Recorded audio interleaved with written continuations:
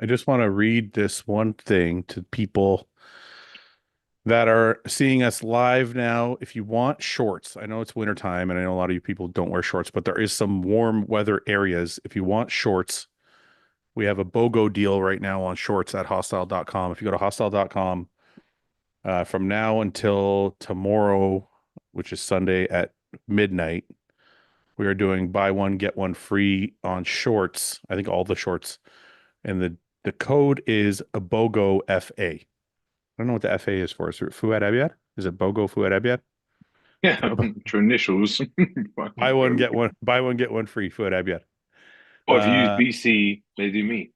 so Just saying. BOGO FA will get you a free pair of shorts.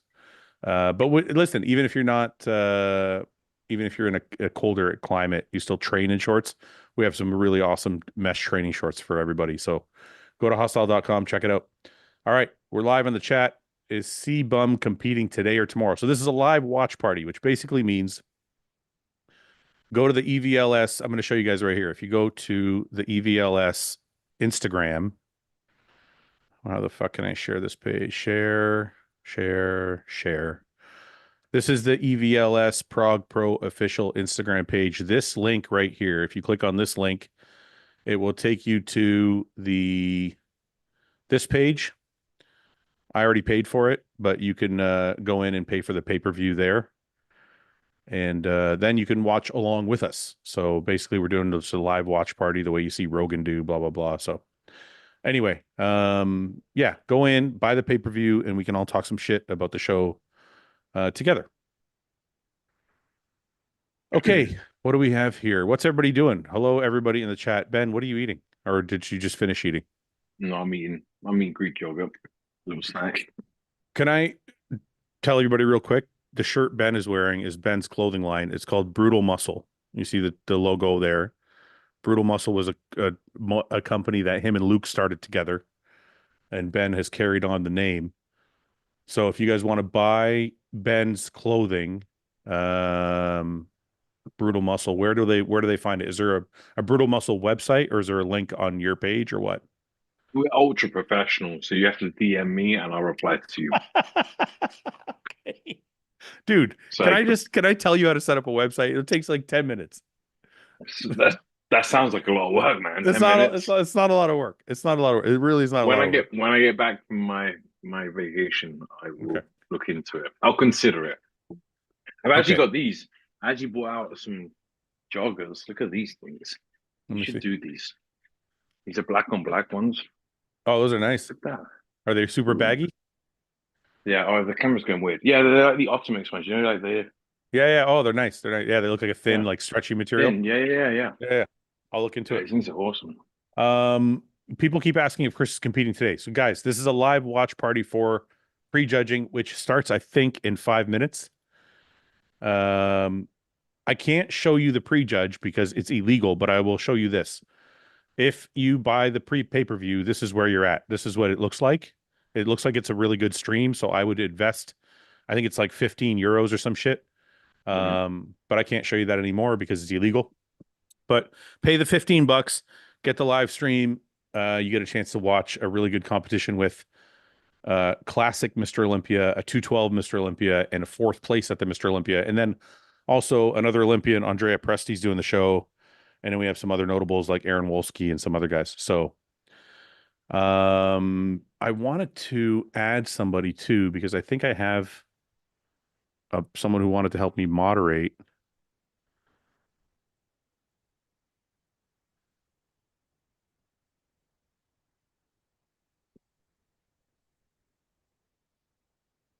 Yeah. Who is doing commentary for the live show? AJ and Giles, I believe. They should have flew me over there to do it with AJ, I think, but we'll accept Giles for now, I guess. Wasn't Prague the show you were supposed to do last year or year before, or was that Romania? No, I did do Prague. I think it was Oh, 2 years ago I did Prague, but I couldn't fly over, so um I did it online like this with Melissa actually. hmm. Me and Melissa did it Oh, together. that's right. That's right. I remember. Right. And you did such a great job they didn't ask you to come back. Got it. I think it look, first of all, they probably want somebody there in person. Second of all, it's probably a lot cheaper to fly AJ there if he's not already just there anyways. Yeah. So Lift Everything says, is Fouad still riding? How cold will you still ride? I actually almost went out today. I think I'm probably going to ride tomorrow. Tomorrow is 12 degrees Celsius, which I think is like 52 or 55 or something like that Fahrenheit. So it'll be cold, but I'll fucking suit up. I'm getting really The cold isn't so bad. It's if it's wet, man. Fuck that. sorry, one sec. I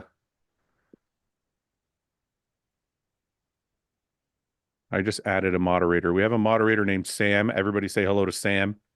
She's our moderating the chat. So if you fuck up, she will boot your ass out of the chat. She'll boot your ass out of the chat. She's a zero tolerance person. So yeah, it's cold. I'll still ride. I'll have to suit up though. I got some good riding gear.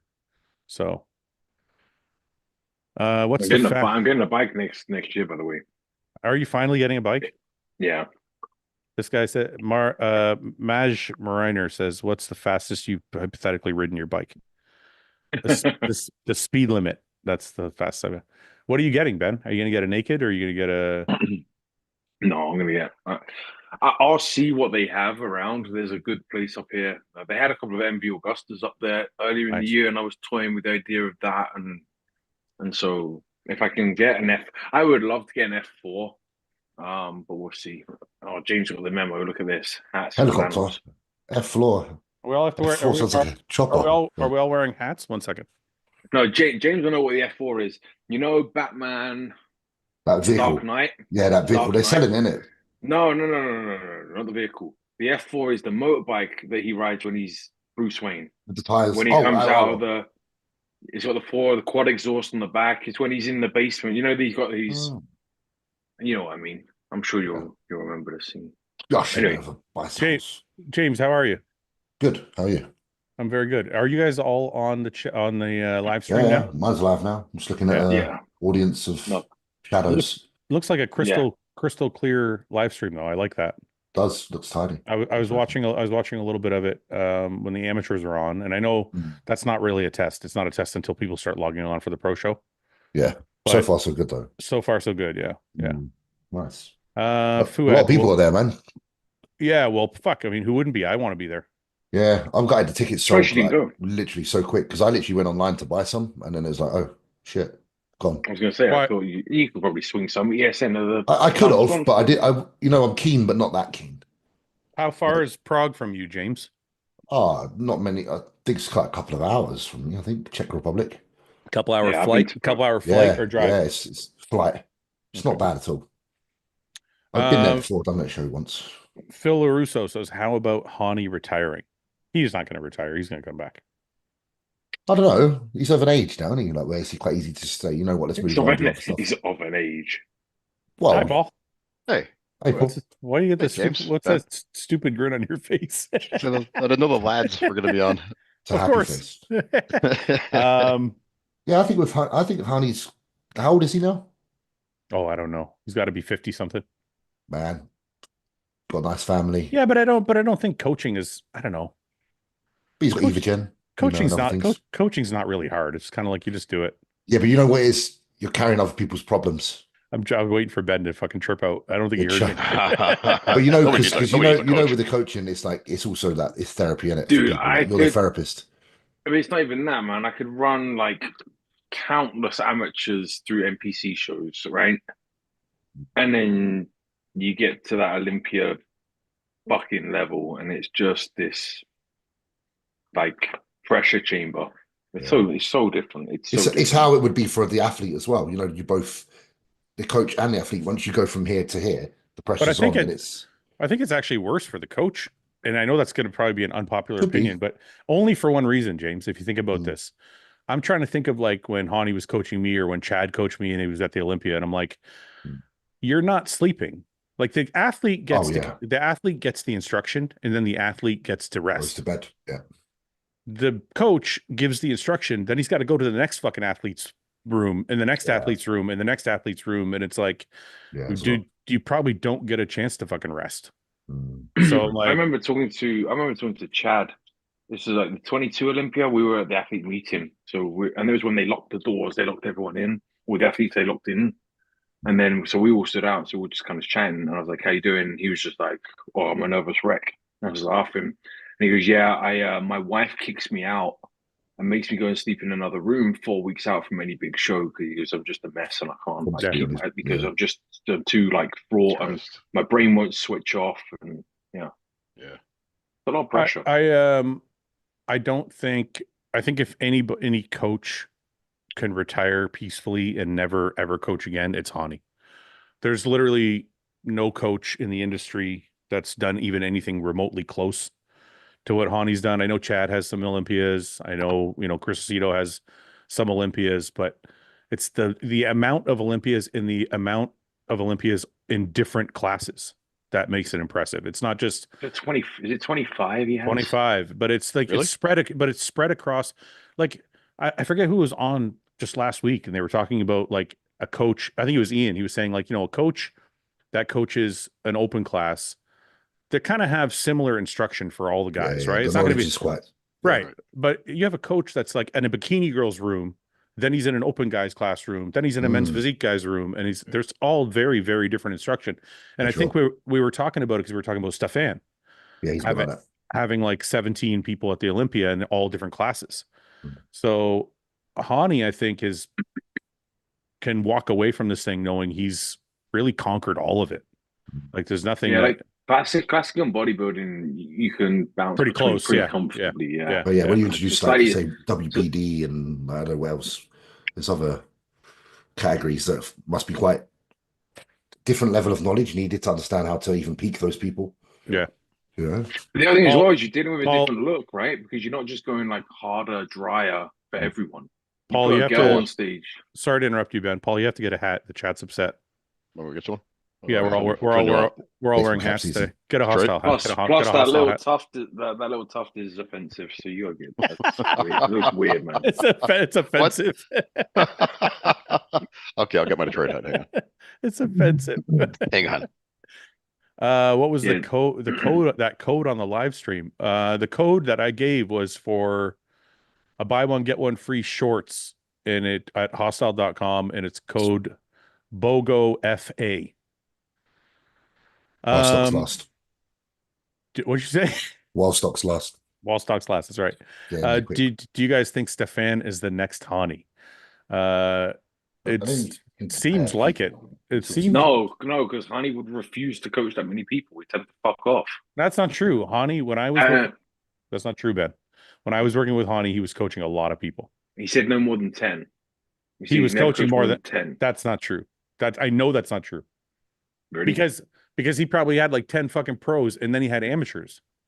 Oh, no, okay. I meant like 10 pros like Stefan has got 17 at the Olympia alone. Plus he now just took on, did he take on another 2? Yeah. He got Regan, and then he took on Regan, and who else went over there? Sergio? Oh, Clarita. Clarita went over there.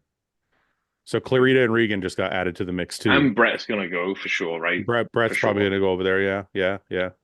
I don't know if Hany had. I think you're right about Hany having 10 maybe pros, but I know he coached more than 10 total. Better. But yeah, now you fit. The more important question though, and congratulations to Hany on his career for sure, but to split off of that question, what the fuck are the guys? That's going to be a big change for Derek and Hany, especially Hany, because they both speak Persian and shit, and they have a relationship. So it's like, what are Derek, Hany going to do now next year? You think? I always wonder. Sorry. No, go ahead, James. I wonder if Derek even ever wants to compete again, just because. Why do you say that? Yeah. I don't know. I just feel like because he's done what he kind of set out to do. I don't know if he ever decided. I don't know if he ever wanted to have multiple. I don't know. I just got a feeling for him he's quite happy with what he's done. Is that just your Yeah. I just feel like he's quite happy with his achievements, which are outstanding. I know, but do you have any inside knowledge, or is that just no, of course not. I don't even talk to him. I just feel he's quite happy. Didn't he say something after Olympia? Something along those lines that he may not No, come I back? think what he was saying, I think well, maybe Paul, but the one thing I heard him say was, if God doesn't want me to be Mr. Olympia, then I won't be, or something like that. Which I don't know if that is anything towards his Yeah. future. I think he's just kind of saying like, Okay. Yeah. what I was will gonna be, say, what will be, will I'm be. always confused. I'm always confused about that though, because he's not the only Christian on stage. I knew you were gonna go there. Ben's so anti-religion. I knew it was gonna set him off. No, I'm not. No. I'm anti-religion when you bring it into fucking bodybuilding. You're shoving needles in your ass, and God wanted me to. No, fuck off. No, he didn't. But No, he maybe fucking did. that. Okay, but I'm gonna Behave defend him. yourself. I'm gonna defend him. But maybe that's not what he meant. Maybe he meant like, if God wants me to be successful. Maybe he doesn't mean in bodybuilding particularly. Like if God Well, has doesn't God want everyone to be successful? No, not necessarily. Maybe he doesn't want you to be successful, Paul. Maybe he Me? just wants. Maybe he What just did I wants do to him? I'm a good person. Maybe he just wants Derek to be successful. Yeah. Maybe Derek prays harder than everybody else. If you Yeah. pray harder, you get more success. He sins That was less his than me. problem. That was his problem. He should have trained his legs harder. I don't. Yeah, I think James, I just get a feeling that some people they just have a certain amount of lifespan in something and desire, and some people's desire doesn't last as long as others. I don't. It's funny, James. I see Derek being the opposite. I feel like he's very driven. He could be the absolute opposite to what I'm assuming. I feel like he's very driven, like to be the best, and I feel like he probably wants the title back. Hopefully he does. Yeah. Do you think Again, after what Samson did this year, you think more guys might take the chance of just coaching themselves and just have a set of eyes, No. keep an eye on you? No. I don't. I mean, maybe, but I just feel like, look, Samson's kind of an outlier. The guy is. it's not normal. It's not normal for sure. I understand. I hope this doesn't come across the wrong way. This has nothing to do with work ethic. I've seen Samson work, and actually, this year I think I've seen him work harder than I've ever seen him work before, and it paid off. But at the same time, Samson has a physique that can be 5% off, or maybe 5% less sharp. No, I don't want to say off. Off is the wrong word. Yeah. Maybe 5% less sharp than someone like Hany and still win. Because of the other gifts he has. All like the other shape attributes. Right. Shape, Yeah. I don't think size, there's not very many other bodybuilders I can point to that I can say, that I can say he's so structurally perfect and so muscular that And he balanced. doesn't, and balanced, that he doesn't have to be, you know what I mean? So I think they wouldn't get away with it. I think They have to be peaked to, like, not saying he's not peaked to perfection because he is for him, but I mean, like you say, there's that little level of condition that maybe someone else would have to obtain to even have a chance. Whereas Samson could play it very wise, come in probably, right. Yeah, you know what I mean. Well, it's like we said. It's like we said before the Olympia. We said Samson doesn't have to be as shredded as Hany. Just got to be hard. He doesn't have to be as shredded as Derek. He just has but to be better. But then if you pulled someone back then into that lineup like a Ronnie, then Samson has to be that, right? Oh, he would in that case, in that scenario. Yeah. But that's where I think that's what's next for Samson, right? That's what he's got to chase down. How if he wants to the best. Yeah, if he wants to like have the Ronnie Coleman kind of effect, a legacy, for sure. He's got to pull that extra 2% out. Well, it's funny because I did my own like little solo Q&A on my channel, and somebody asked about Samson versus other Olympians. And my answer was, it's actually funny, I should ask you guys this. My answer was, anything pre-1990, Samson destroys all of them. That's not even a question. Like, he's just because they didn't really focus on legs that much pre-1990. I think he's better than Dorian, personally, only because overall the only body part Dorian has better than Samson is back.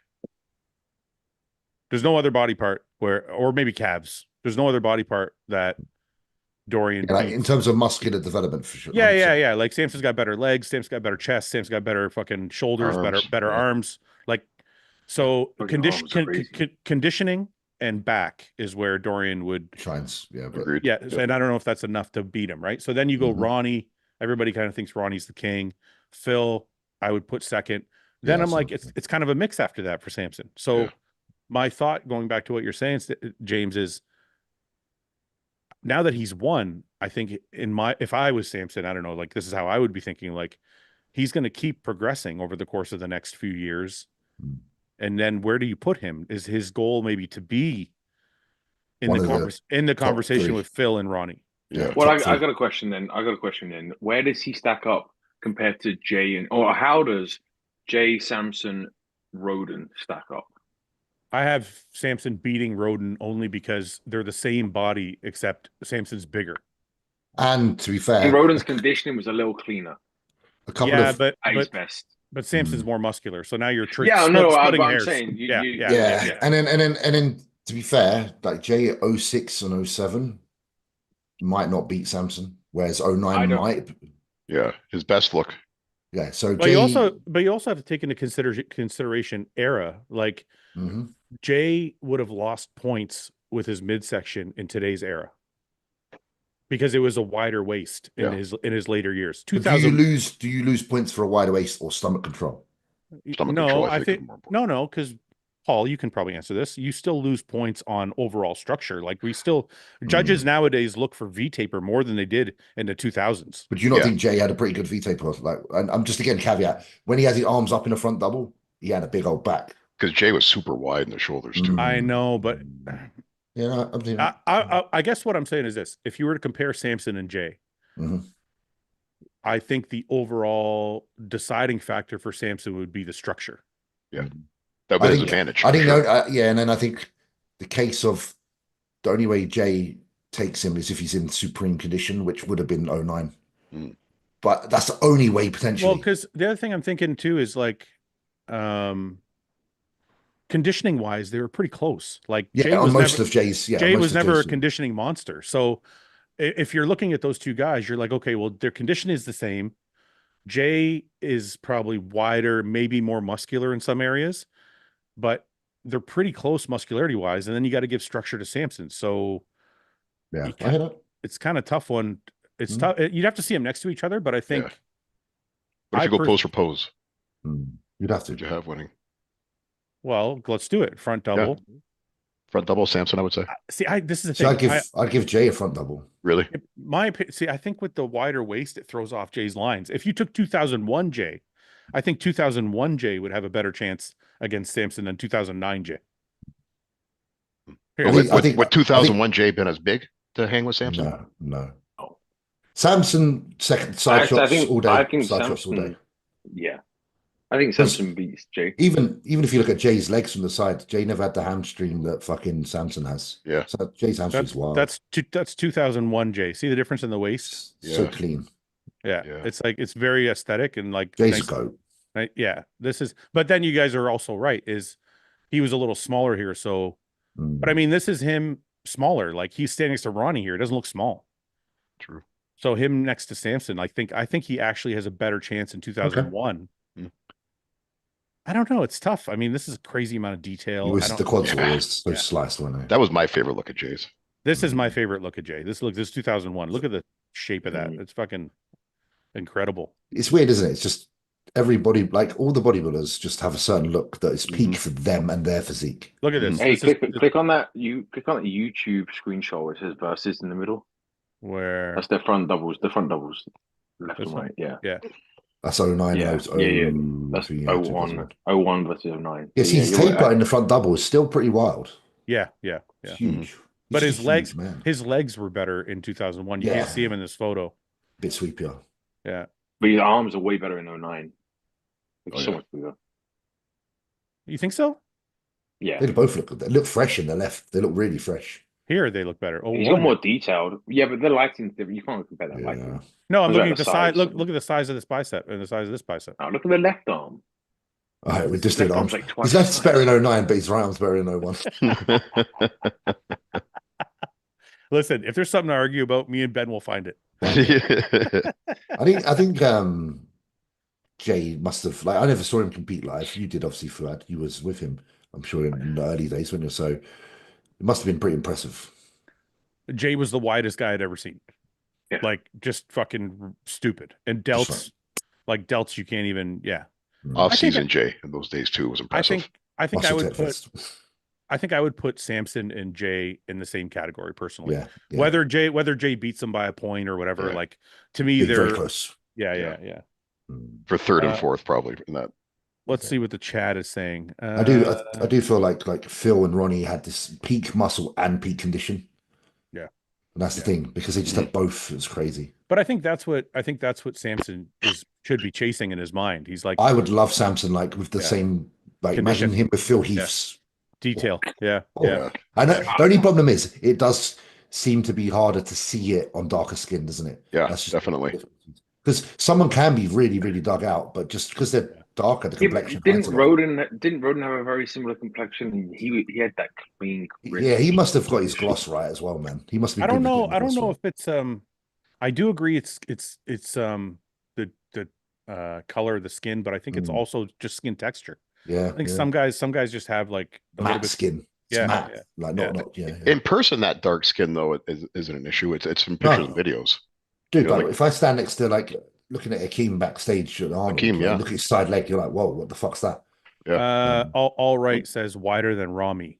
I think Jay was wider than Rami. I think at his peak, yeah. His delts it's crazy. Not only did he have like a wide structure, but his delts were like fucking bowling balls. It was really ridiculous. Like I met Rami and I've been next to Jay and Ronnie and Rami. Got some movement on the stream now. Nothing particular, I don't think.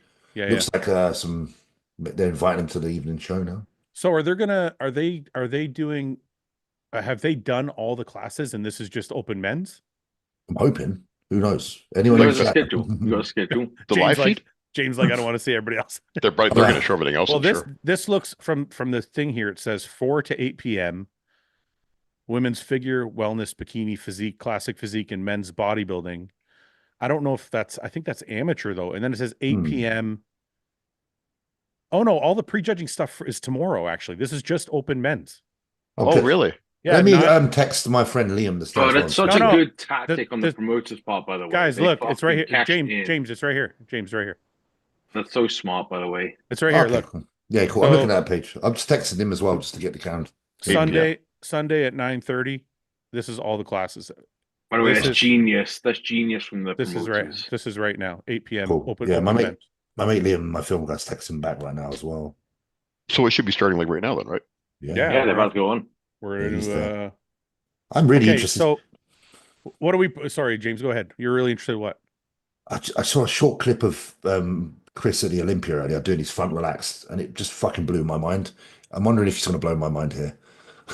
I am wondering. You know what? Listen, I think this is going to end up like the Jake Paul, Mike Tyson fight. Everybody was like, Tyson's going to fucking kill fucking Jake Paul, and I'm like, man, he's 60 years old.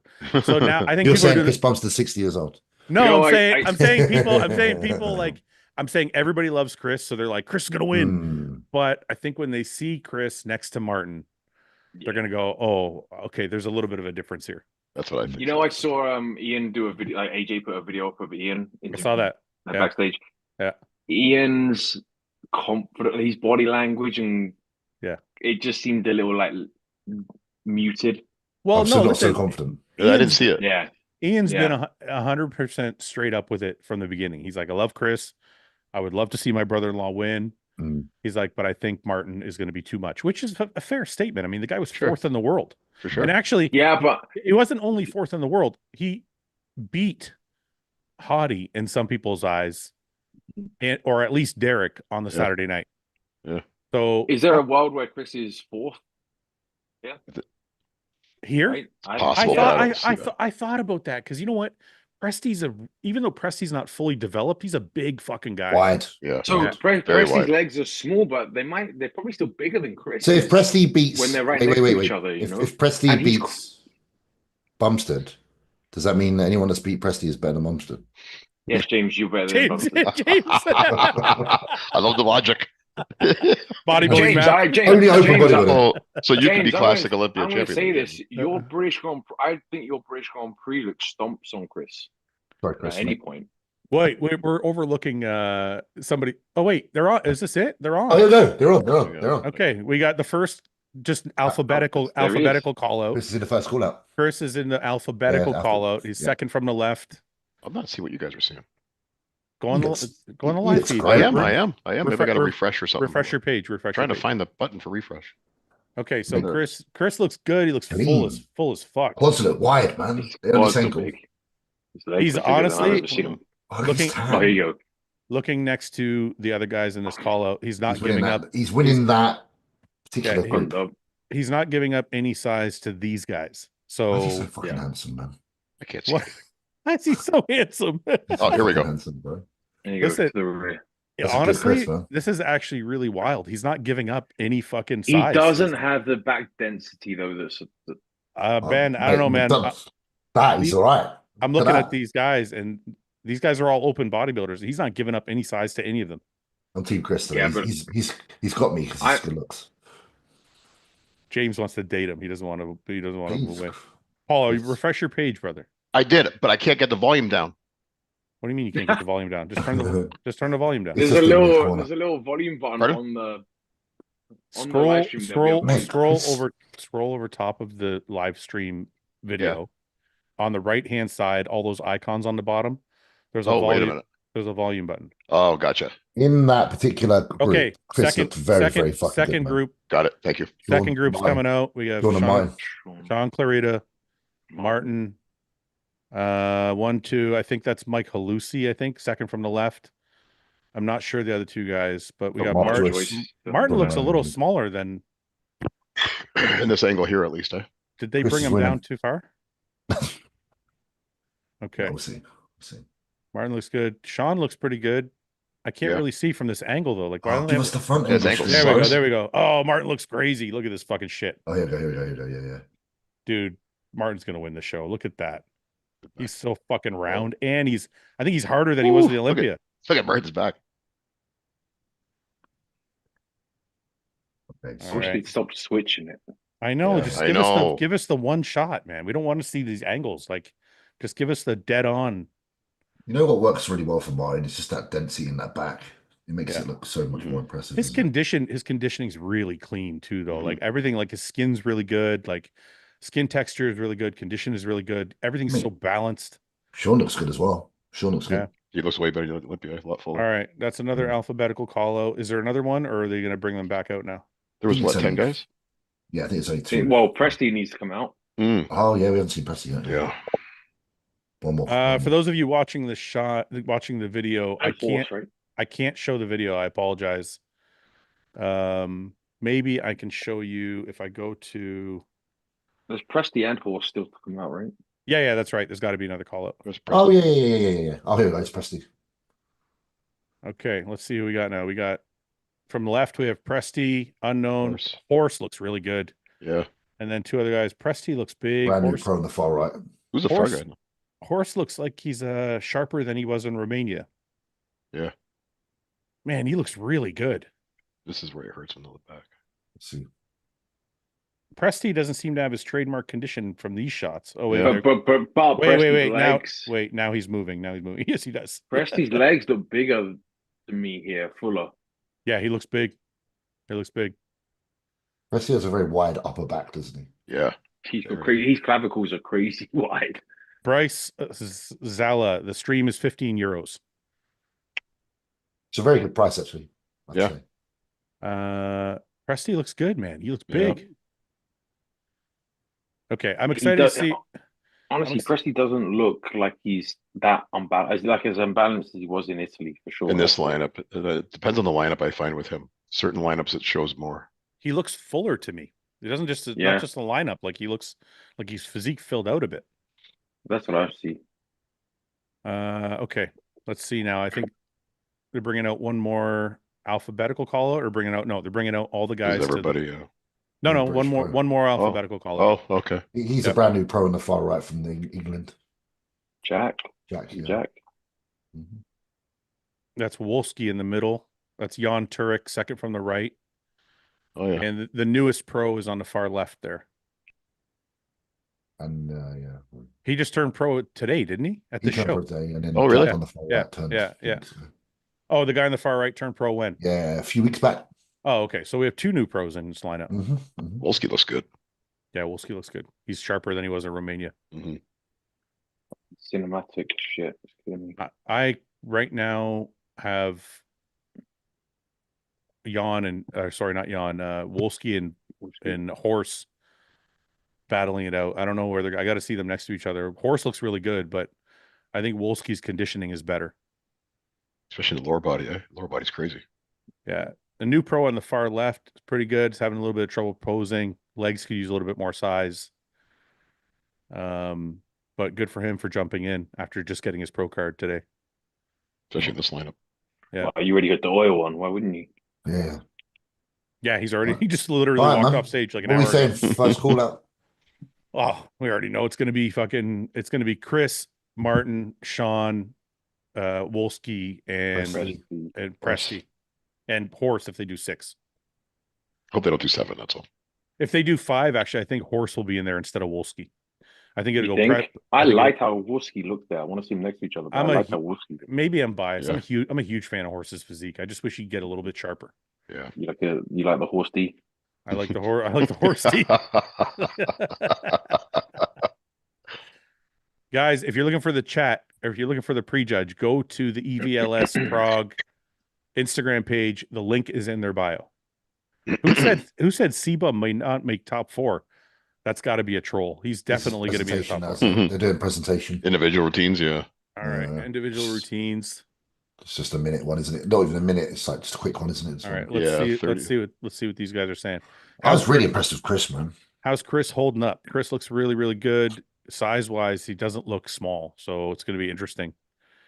Mike Halusi looks pretty good. Let me see who else. Fouad, describe it as though I'm blind. I would. It's a little bit harder with four people. Red trunks, soggy glutes. Highlights. Okay, let's go back. See what we got here. I'm not sure this gentleman's name. I can't. If you're watching the chat or if you're watching the live stream, he just looks a little bit underwhelming. Looks like he needs more conditioning, a little bit more leg. Yeah. Got good shoulders. No more traps. Yeah. Probably not in the top 10. All right. Let's see. Was Chris second in the lineup? Yeah. Bumstead, right? No, he was like 4th or 5th. He's number 4 or 5. I thought they went alphabetically. I thought he was number 2. Yeah, I thought they went alphabetically. I feel like he's number 2. All right, let's see who we're bringing out now. No, it's not Chris. Number 2. Who is number 2? Does anybody have a list? No. Jack Sky with glasses. Yeah, he looks pretty good. The guy's good. He's very conditioned. Yeah. Smaller guy, but boys, we should have a fucking list here, shouldn't we? We should, but we're not gonna have a list because we're not officially commentating. We're just the bros hanging out. Having a good time. If we were officially, Guy's good though. Guy's pretty decent. Great condition. Yeah. Fouad, will you have Jeff Nippert on the podcast?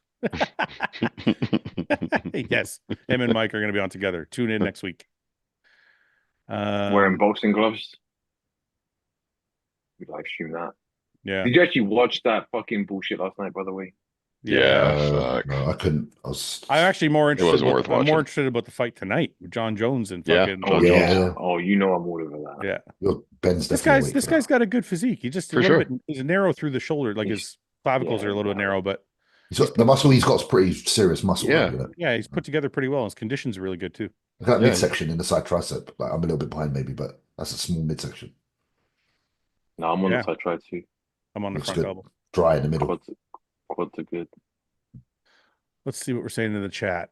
Is it good quality? Yes. The live stream is very, very good quality. I don't know the promo code for the live stream. It's 15. Just pay it. Yeah, pay the €15 and get to watch Chris and like what, $100 Canadian? All right, number 3. I don't know who this gentleman is. Pavel he's from Prague. He's Czech. They love him. He's a thicker guy for sure. Yeah, big legs. He's very liked. Calves. Yeah, a big fan base. I got him in first so far.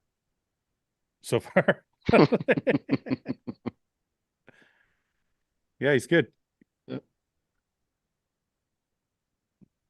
In the background waffling on. Sorry, guys. Why am I stuck on these fucking calves? Let's see. Fair play to Jack Richardson stepping out as a new pro. Yeah, he's the British chap. Live is good quality, but crap angles. That I would agree with. I don't know why. They have a really good angle and they switch off it, don't they? Yeah, sometimes it's like leave it. It's like they're trying to overproduce the show. Like right now he's doing a back shot and they're only showing his back. Like I want to see his hamstrings. Right. I want to say like it's almost like they have a real cinematic crew doing it instead of people that are bodybuilding based. Because if they had bodybuilders doing it, we always just show the whole thing. Yeah, it's like you a know, set in like, the gym and you just just show the leave whole it. set. Yeah. I know people complain like, oh, don't just set the camera and leave it, but at the same time, it's better Kind of than need that. like Yeah. you're doing an ab and thigh, and I can't see his thighs. Yeah, all they should be doing is just zooming in and out, I think, like when there's more people on the stage. Yeah. Yeah. It's okay. At least we still get to watch. Yeah. It's better than nothing. At least it's good quality video. How would Akeem fit in this lineup? I think he'd be top 5 for sure. I'd probably have him in like 3rd or 4th. In this lineup. I heard Akeem did look really good in Romania. Like my friend Ben was there, and he said in person it was wild. Yeah, a lot of people think that he should have won, James. My mate's a sucker for muscle, so he did. Okay. Yeah, I had a guy that I coach he's from Romania. He's a Romanian pro. He said robbed was the word. Really? Yeah. I think what it is that the guys that were there, from my understanding, they just again said that condition wasn't quite up to par with Akeem. Akeem's condition was superior. Yeah, apparently Akeem was like hard. Well, that's why I think it's like it's hard to judge from this kind of. It's not just that. It's hard to give Akeem the win because he's literally missing a body part.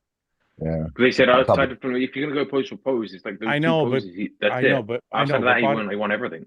I know, but that's the tough part. Is bodybuilding is not judged on pose for pose only, right? So if you're looking and you go, okay, well, this guy has no back, not like a little back, he has no back, because of whatever has happened to his lats or his lat insertions are so high. Yeah, I don't know. It's hard to ignore that and just be like, well, he won the other 5 poses, and then even though. I mean, judging from the photos, we went through the poses. He didn't really win all the other poses, but I can't argue with somebody that was there, obviously. So, yeah, like that. Daniel was like front row. All right, I think Chris is coming out. Gentleman that was just on, I've met him. I think I might compete against him before. He was really good. All right, we're gonna have. I believe this is Chris. The biggest raw now from the audience. Get to see what he looks like. 6-time. We'll break him down. Breaking down, ripping apart here. He's tan. He's tan initially. He looked amazing. All right. So there we go. Chris is walking out. Tan looks good. It's charisma, isn't it? Everything's good. Glaze is good. Mustache looks good. All right. Let's see from the front. I hate these fucking side angles. From the side. Jeez. The side, his legs look from the front. Okay, here we go. But show the whole body. That's a good shot, man. His front lat spread's wild. Dorian-esque, in my opinion. Oh my God, definitely. I don't think he's as big as I expected him to be, but he's definitely a lot fuller. Like he's definitely fuller than Olympia. Yeah.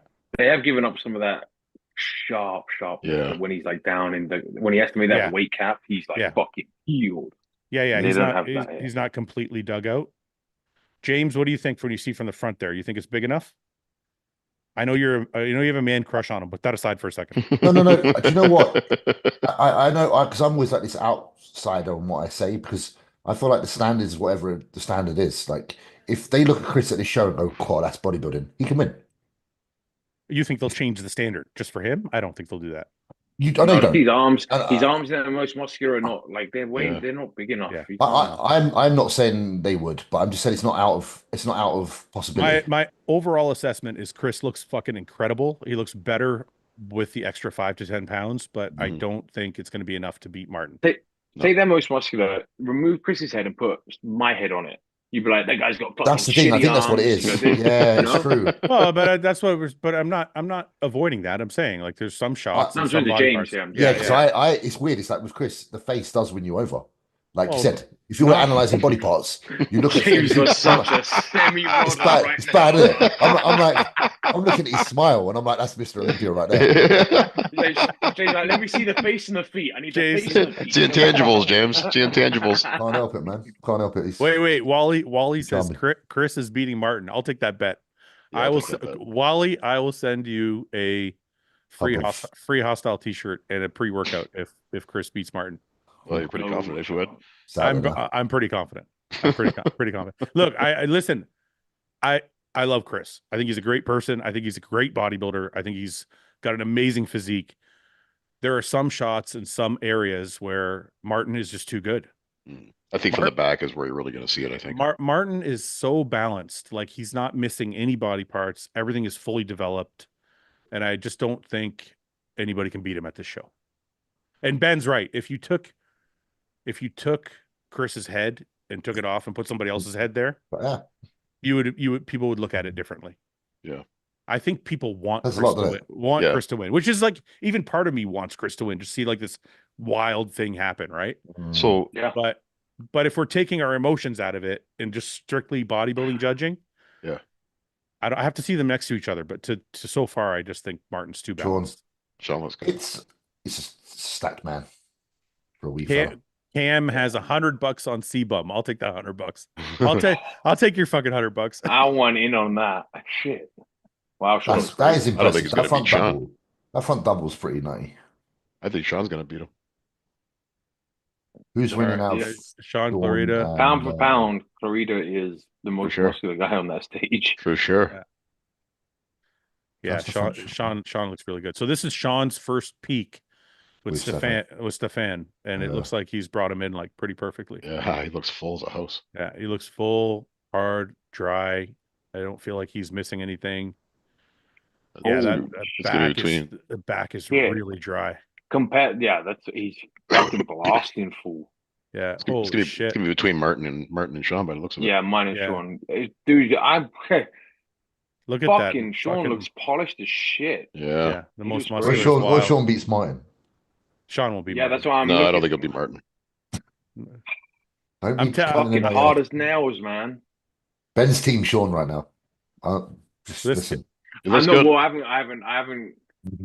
If I'm a betting man, I'm putting money on Martin, Sean, Chris. It's Martin now, isn't it? Really? At this point, I'm going. Really? That's what I would say. I'm going Martin, Sean, Chris at this point. Okay, I will too, but only until we see them next to each other. Then I'll make a real. Yeah. I'm just playing city games, but look at this fucking. Look at this. Martin walks out. I think his tan could be a little darker, but other than that, fucking physique is perfect. Literally missing nothing. Posing is good. Condition is very good. He doesn't have that hardness that Sean has. You know what I mean? That tech. It's not. I don't know if it. But yeah, he looks. I agree, Ben. But I think he has more lines than Sean. He's tan. He needs to fix that tan. Yeah, the tan is not helping. Look at the detail of his legs. Shot. Fuck, man. Actually, as he's posing, he's getting better. Yeah. I thought Chris was too.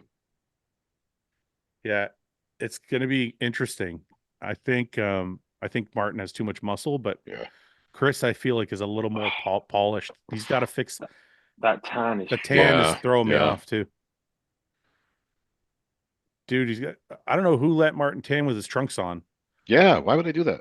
Or maybe it ruined the tan after he put him on. You know what might have happened? He might have been too light, and then we realized backstage, and then they tanned him again with them on. It looks like a pretty big difference, though. He looks like he needs another coat, to be honest with you. Yeah. Let's see what everybody in the chat's saying. Is the stream free? No, the stream is €15. Martin has no biceps, or no, he has no separation in his bicep. That's what I mean. You compare like Sean Clarita's like detail, it's just a different look to it. Lyndon Stryker says his dick isn't as big as Chris's. You have to take everything into consideration. Sam, you know, Sam, you don't have to delete that stuff. It's okay. You can leave dick comments. It's all right. Sam, listen, don't fuck with Sam. She's zero tolerance. She doesn't fuck around. Okay, let's see what else we got here for the people that are watching it. Another $100. C-Bum beats Clarita. Okay, I'll take your $200. Cam, you better fucking pay up. No, I don't want to take that bet. Hey, this guy looks good, eh? Yeah, it was great. His condition is really good. His condition reminds me of actually, it reminds me of like Neil a little bit, Ben. Like the hardness, the fibrous. Oh yeah. Yeah. He looks really good. Who is he? That front last spread. He hasn't shown his back yet, though. It's good condition, man. Wild condition. Yeah, must be the hardest guy so far. He's very well put together too. Yeah, lovely. Sorry about the absence of names, guys. We're just, like I said, we're just bros. Just so the guy with the nice abs or the guy with the nice hair. Yeah, that's how we're going to describe everybody. The guy Unless we with the don't nice, believe and it. I think he had the hoop earrings. Who's Yeah, Paul's top 5 based on looks? Based on looks purely alone? Yeah. Well, I definitely got to go Chris number 1. Presty is a close 2, though. Presty's a handsome chap. Presti might be better looking. He's got blue Yeah. steel. He looks, Presty looks tough, too. Presty's on the front cover of his own book. What do you say? What are you saying? Chris doesn't look tough? No. No, Chris Chris looks nice. But Presty looks tough and nice. Yeah. Like if he's one of your... Mike, this is Mike Halusi, correct? I believe Is he an Australian chap? Yeah, I think so. I think this is Mike Halusi. He's got a lot of muscle, very good condition. Hamstrings could use a little bit more in the bottom, or maybe the adductor's so thick it's throwing me off a bit. Yeah, that can happen when someone's got that thick, thigh. But yeah, he's good. It's pretty good balance. Everything kind of fits together well. Stomach is a little bit... Yeah, a little thick in the waist, eh? Thick in the waist. Maybe it's kind of throwing off his look a little bit, but he's good everywhere else. He's got loose skin there as well. See, to me, like a big guy. Starting to see a bigger difference now in size between some of these guys and Chris as these guys come out. Like this, there's some big dudes in this lineup. I know Chris's shape obviously is much prettier than everyone else's, but I think it's for me at least, starting to see the difference in size, especially in the lower. So what have you got him, like 8th, 9th? No. I think his shape is going to carry him up much higher than that. But you heard it here. Paul's going outside the top 10. Fouad's losing. Wait, this says Fouad's losing many t-shirts. I didn't bet anybody. I bet the one guy. Also, thank you for the super chat, Serpent Wallets. Hope you guys do more of these live streams in the future. We should on show days. Oh, this guy's stomach is a little bit distracting. Yeah, a little weird shape to the quads too. Yeah, a lot of muscle though. Yeah, big guy. I'll tell you what, Mark's got this wild. His triceps. You think so? Yeah, they are. They're really bubbly. They are. Oh yeah, very envious. Jeez. Yeah, they are. Is he British, James? This guy? Yeah. Let me a triceps, Mark. Stop being tight. Come on, mate. Let's see. What else do we have here? If I win, I'm coming to hang out with you, Paul, Seth, Mike, and Ian on your dime. Okay, Cam. If you win, we will fly you out. You can't. If you're a loser, though, I'm not bringing you. You can't be. Don't be a. If you're a dork, you can't come.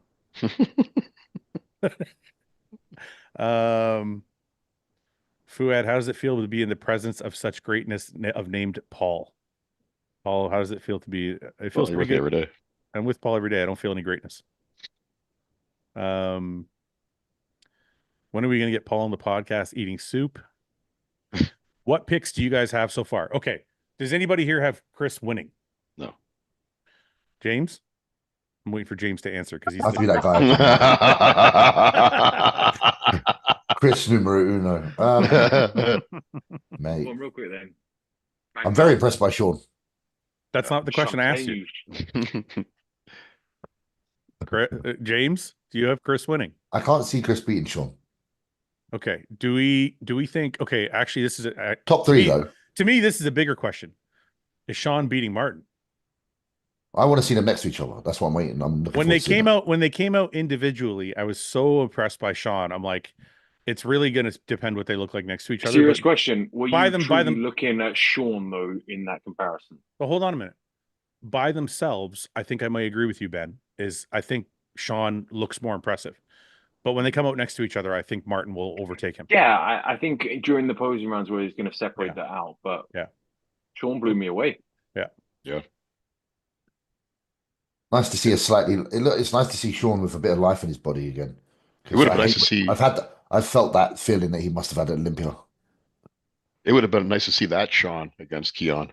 Yeah, I still think Keon would have won. I still think so too. I still think so too. But then it would have just been apples and oranges rather than just. All right, hey, question: how does Keon place here? Well, if he beats Sean, then second right now. No, but that's not what he's asking. He's saying, does Keon beat Martin? Yeah, it's more. I think the size is. I think structurally he does, but the size is going to be pretty dramatic because it's going to be like a 35-pound difference. Well, we're comparing Sean and Sean's a 50-pound difference. I know that, right? But that's why I said I don't think Sean's going to beat him when they're standing next to each other. I think when they're by themselves, I think Sean looks like he could win. But I think when they come out beside each other, I think we're going to see the difference in Martin's size. I do agree. I'm really impressed with Sean. Martin's look from here to Olympia is a little better. Sean's look from what I last saw is dramatic. So it's like I'm biased towards it. You know what I mean? Yeah. Look at more impactful. Look at some of these some of these comments. This guy says Keon beats Samson. There's not a universe in which that happens. Never. This guy says Seth would whoop the lineup. I also think that's a stretch. Keon beats Martin. I mean, that's not a stretch, but I don't think so. It Keon, would be interesting to see those two. It would be. I think, look, people saying like here, Keon will beat Derek. I think there could be a day in time where Keon gets big enough to compete in the open and beats people like Derek. But I think if you put them together right now, I don't think Keon's big enough. Agreed. Let's see what else do we have in here. If Fouad has a full set of hair, can you beat Chris? Yes. Me with a full head of hair, I'm telling you. Even James would be impressed. Even James would be impressed. Shorts discount code not working. It's BOGO. Try the one with BC at the end instead. No, it doesn't. It won't work. It won't work. BOGO FA. If it doesn't work, please message customer service. They will take care of you. Did I shower with my dog? Not today, no.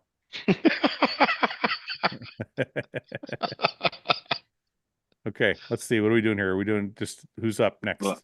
Comparison, is that right? Is We're that literally the last one? waiting for There's still a lot of guys. There's still a lot of Horse. guys. We haven't seen.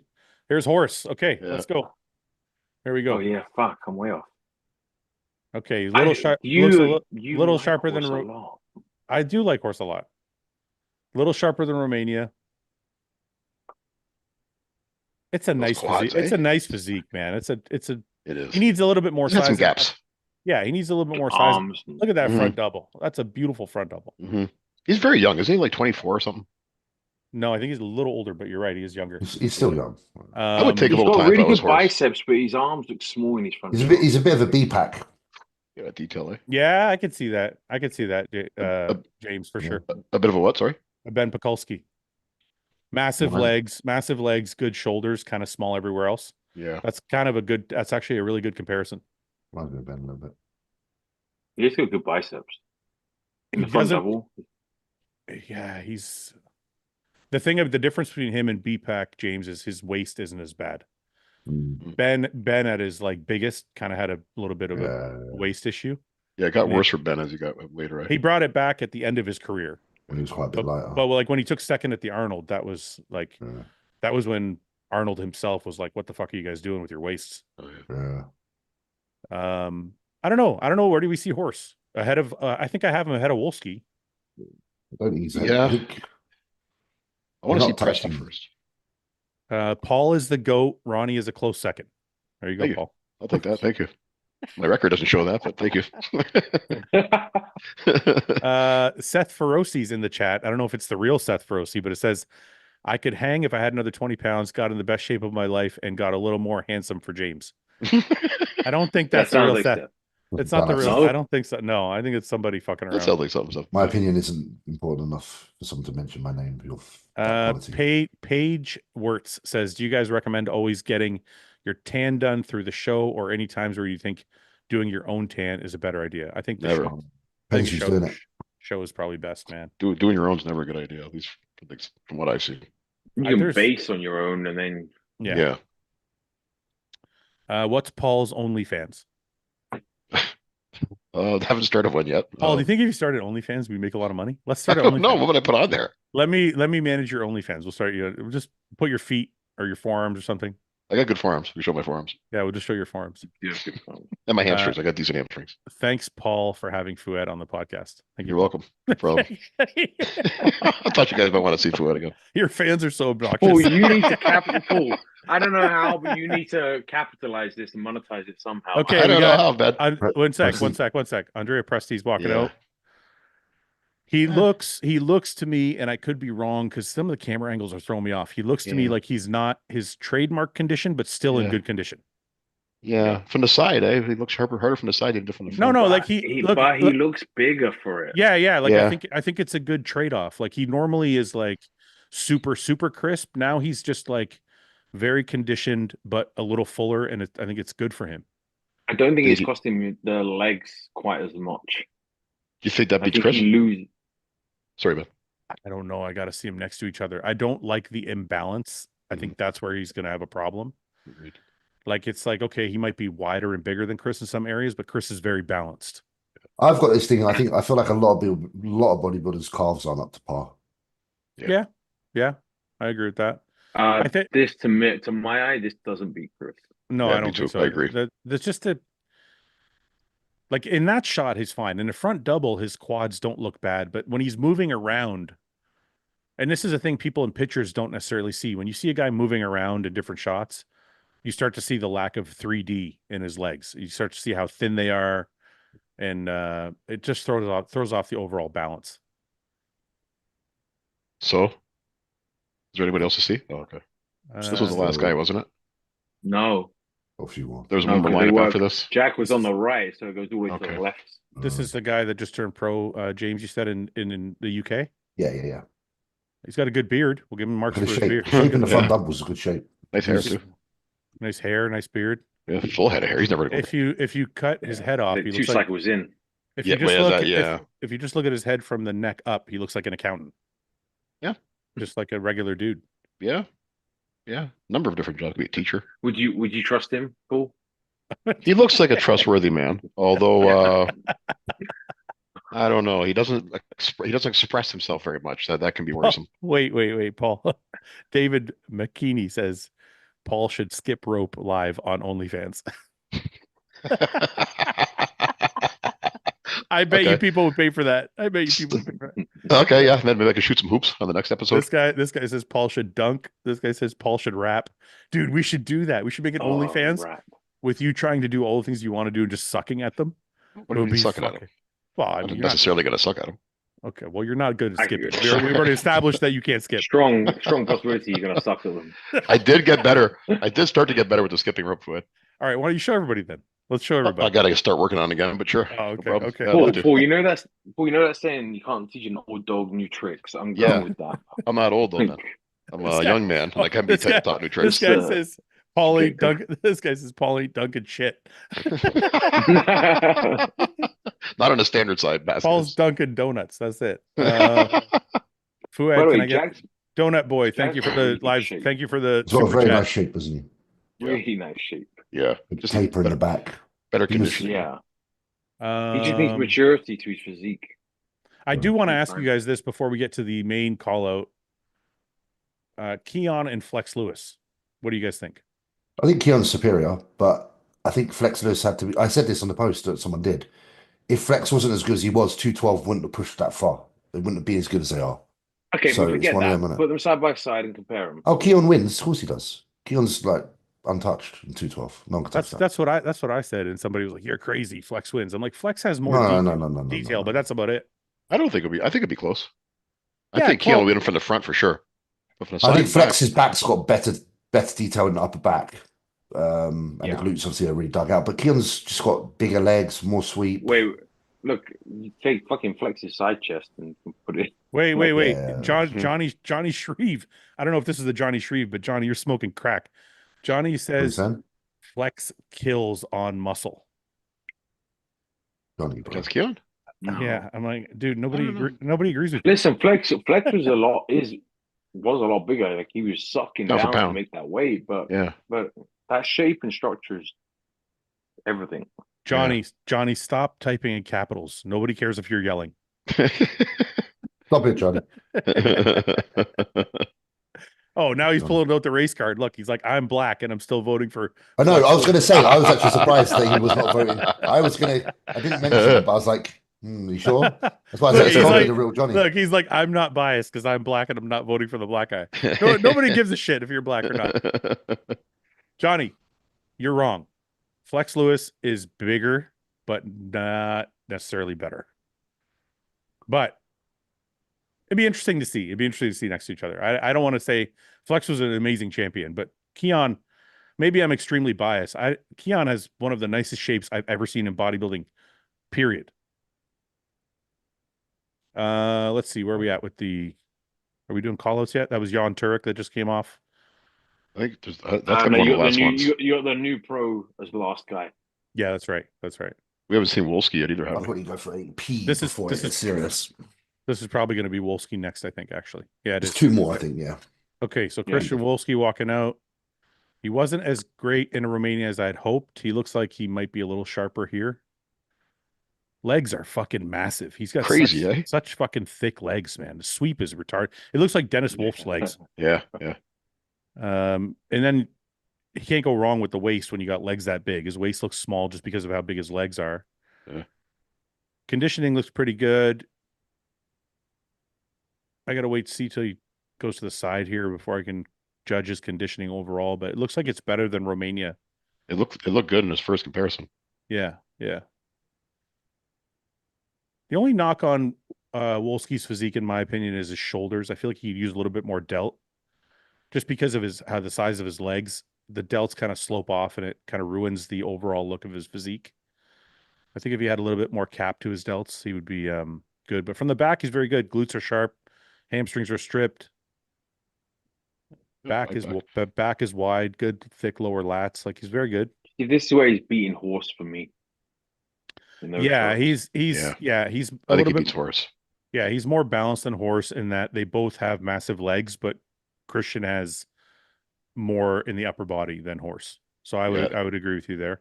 I think Wolski's more filled out he's filled out his frame more so than Horse has at this point. And I think his conditioning is better than last week, so I think he'll be able to stand next to Horse a little bit better. I think Horse is where him and Chris will be battling for third, fourth. How's Wolski's tan? It looks good. It could be better, but it's not. Chris has got some of the best tan up there. Chris has the best. Yeah, Chris and Sean the best. Yeah, Sean's natural tan is amazing.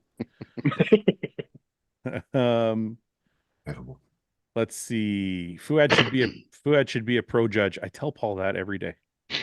You're not going to spend all the time at a table. I'm not going to sit there for 5 hours. I don't know how anybody fucking does that shit. If I could let you smoke. Yeah, if I could smoke. We should bring that back, but become a judge, Fouad. We'll bring that back. If I could smoke a cigar at least at the table, I would sit there. That would be awesome. I wish I could do that. What I don't get about Keon is he's still growing, but his waist stays the same. Like, even Derek is now starting to think, yeah, it is. It's like I say all the time, though. I think everybody has a tipping point, and Keon's not there yet. If he keeps growing, eventually other things have to grow. But for now, he's still good. Fouad speaks for Paul. Paul, do I speak for you? No. You don't know what I'm thinking. Don't insult Paul like that. You don't know what I'm thinking, Fouad. I know exactly what you're thinking at all times. If you had any idea what's going on. I don't know what's going on in your head. All right, what are we doing here? Is it still one more guy? Yeah. Is there one?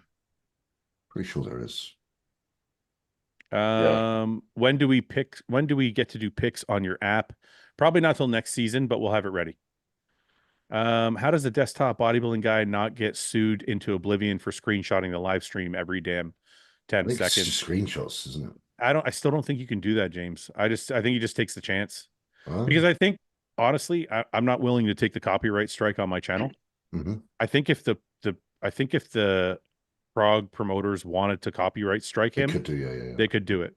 Because it's not, I don't think there's got to be a time limit or something in which you can share photos. Like, it's, I don't know. There's got to be some rule to it, because it's like everybody would just do that then. Keon's only weakness is the ab split. Yeah, I know people say that all the time. That little split in his abs.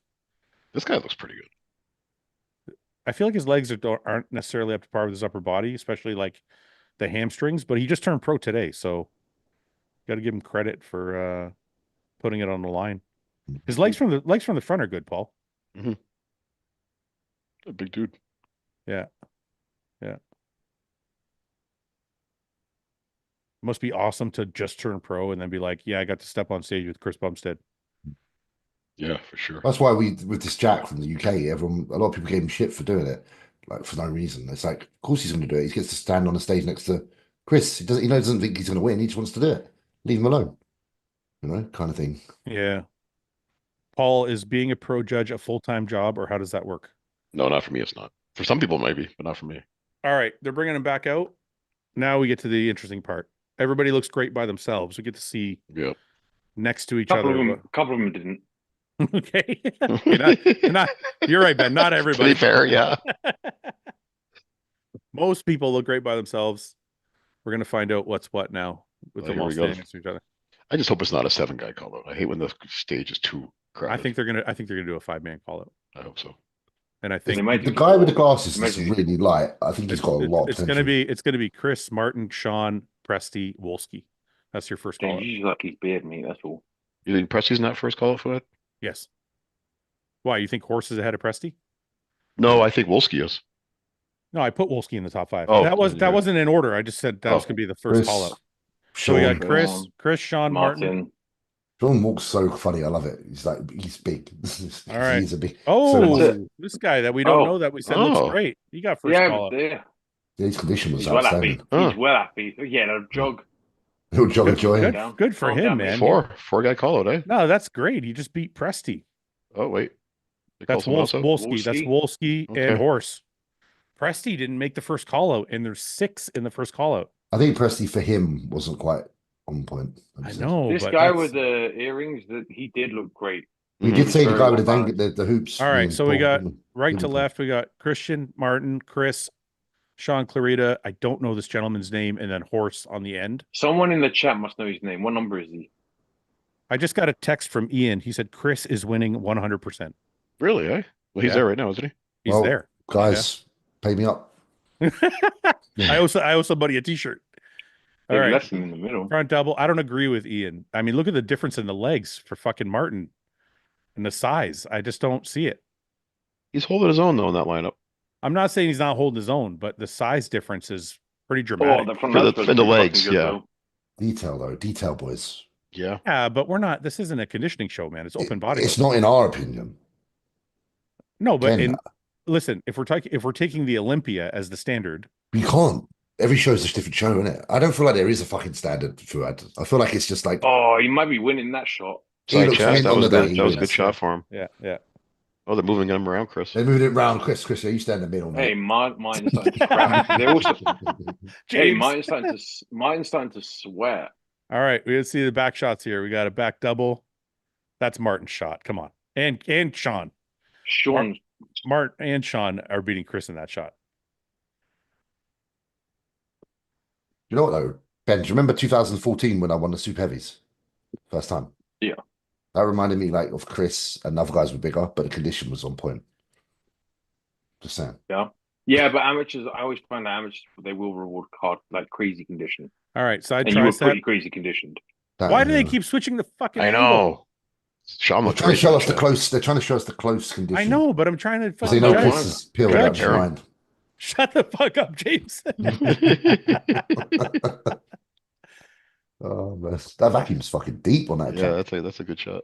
Oh, this is tough to call. It is.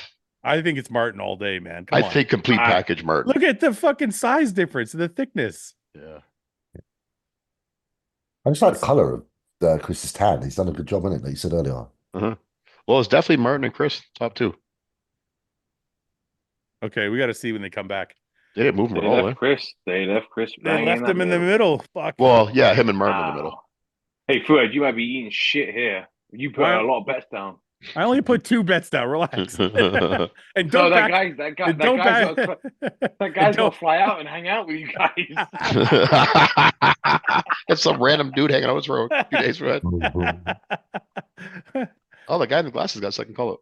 Yeah, I thought you looked good. Yeah. Presty's not. Still no Presty, eh? Yeah, that's wild. That doesn't. They must really not like that imbalance in his legs. Yeah. It doesn't look that bad to me compared to Italy. It doesn't look that bad here. Ian says Martin is fairly off. I don't see that. I think Martin's first or second. I don't think he looks as hard as I imagined. He didn't look as dry and hard to me. That's what I was saying to you. Oh, look, Martin. He's in second call out. Jack. Oh, his shape is great, man. He's got really good structure. Dude, I don't think he's off. Come on. The shit is peeled the same way it was at the Olympia. He's not any fucking softer. He looks like he's holding a bit more. Oh, they're moving Jack in. Go on, son. On stage, and that's why I don't like it's hard because we're on the live stream. All right. Well, I have to listen. I have to go with what Ian's saying because he's probably like he's probably 5 That's what I mean. up. I would still have Martin ahead, but hearing Ian say that kind of collaborates with that offness of hardness that I saw.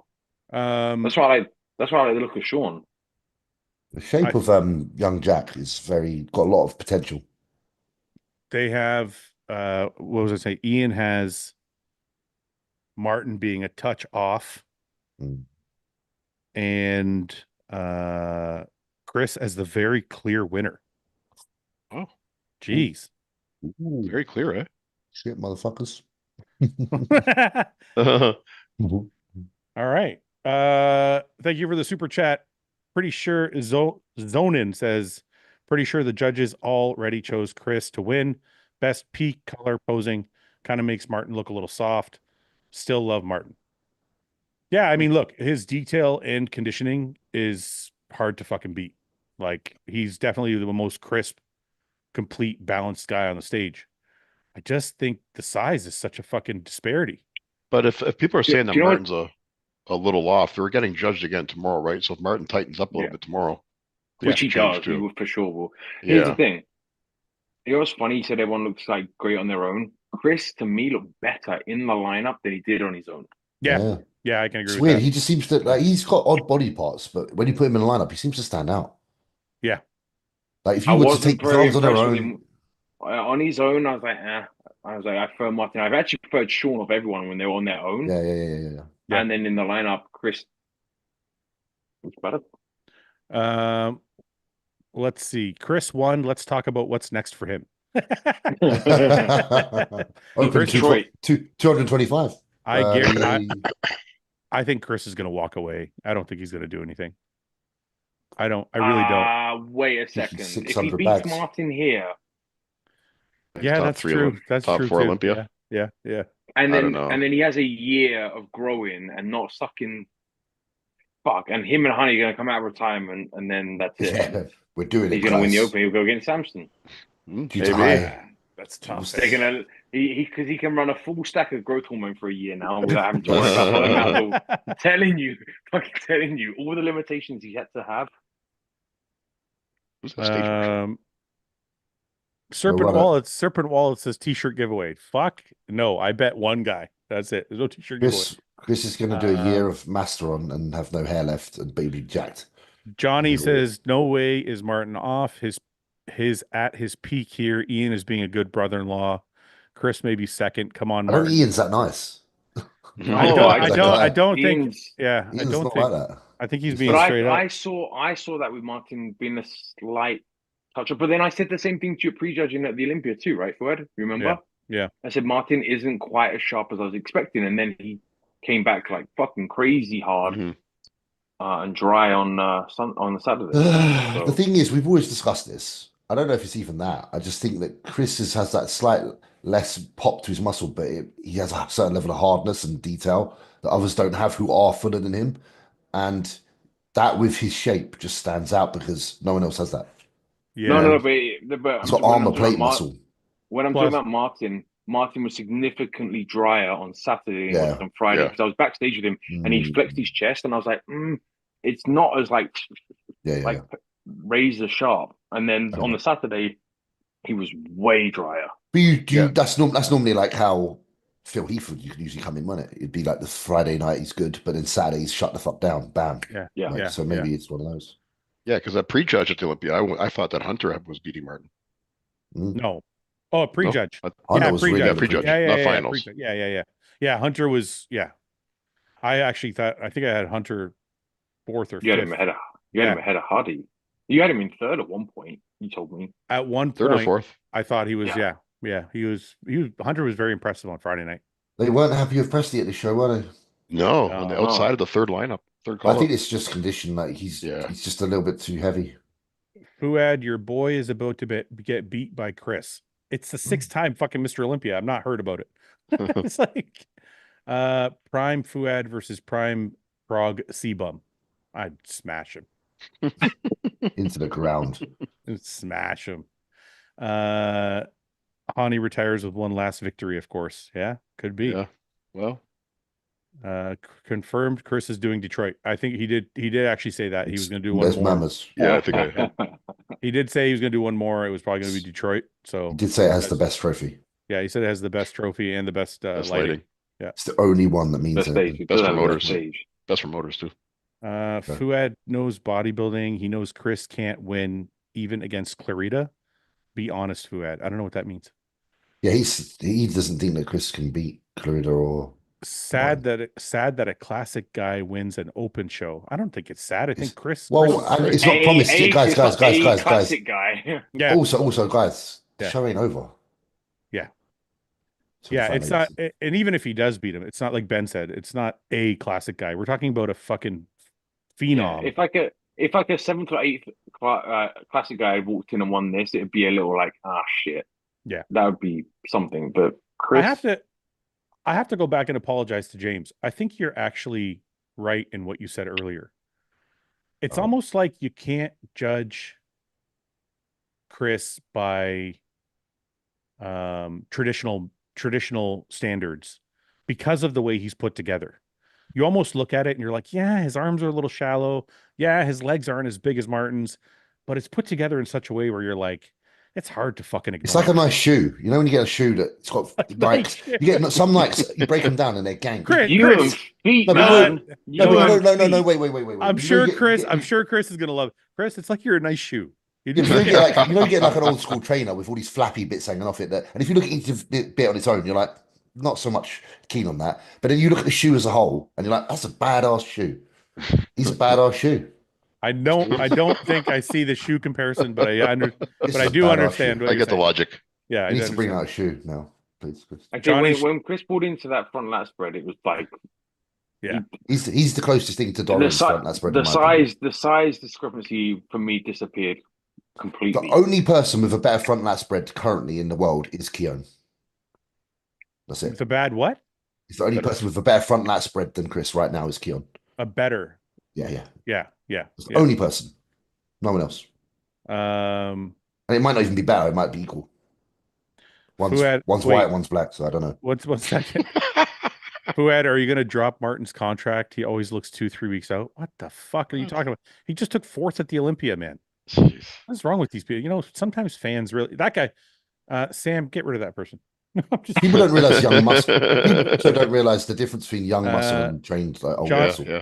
Johnny Shreve again. Even if classic never existed, Chris's structure wouldn't change. Don't know what that means, Johnny. He didn't adjust his structure to be classic. He means, I think. You can't adjust your structure. I don't know what that means. Well, you train to be some people train to look classic. Okay, I'm going to do particular training towards my ideal physique. I think that's what he's well, you can get bigger or smaller, but your structure is your structure. Yeah, but you could purposely not train a certain body part as much because you're trying to create a different look. Yeah. You know what I mean? Or avoid certain exercises. But I think Chris would have been like that, whether he lifts whatever. Yeah. Maybe. If that's what Johnny's saying. Johnny again says it means he's a pure bodybuilder. We're all pure bodybuilders, Johnny. Stop drinking the Kool-Aid. Now look, okay, so you look at this lineup, yeah? Yeah. Take me seriously here. Where would Andrew Jack place in this lineup if he was on? If he was on, what does on mean? His best or better than we've seen? I thought you meant this like last call. I thought you meant this call right here. Like, no. Like Andrew Jack's the best we've seen him, whatever show that may have been. So if I take Andrew Jack's best, I'm going to say it was Texas probably. Okay, so let's put him in the show. No, maybe not Texas. Maybe. Wait, hang on. I've been at all of Andrew's shows. Okay, where's the best? Texas this year. Okay, that's what I was. Okay, so a Texas this year, Andrew, in this lineup. I think he's second. Dude, that's the funny thing. It changes the dynamic because Chris is looking to be in first. No, I still think Chris is first.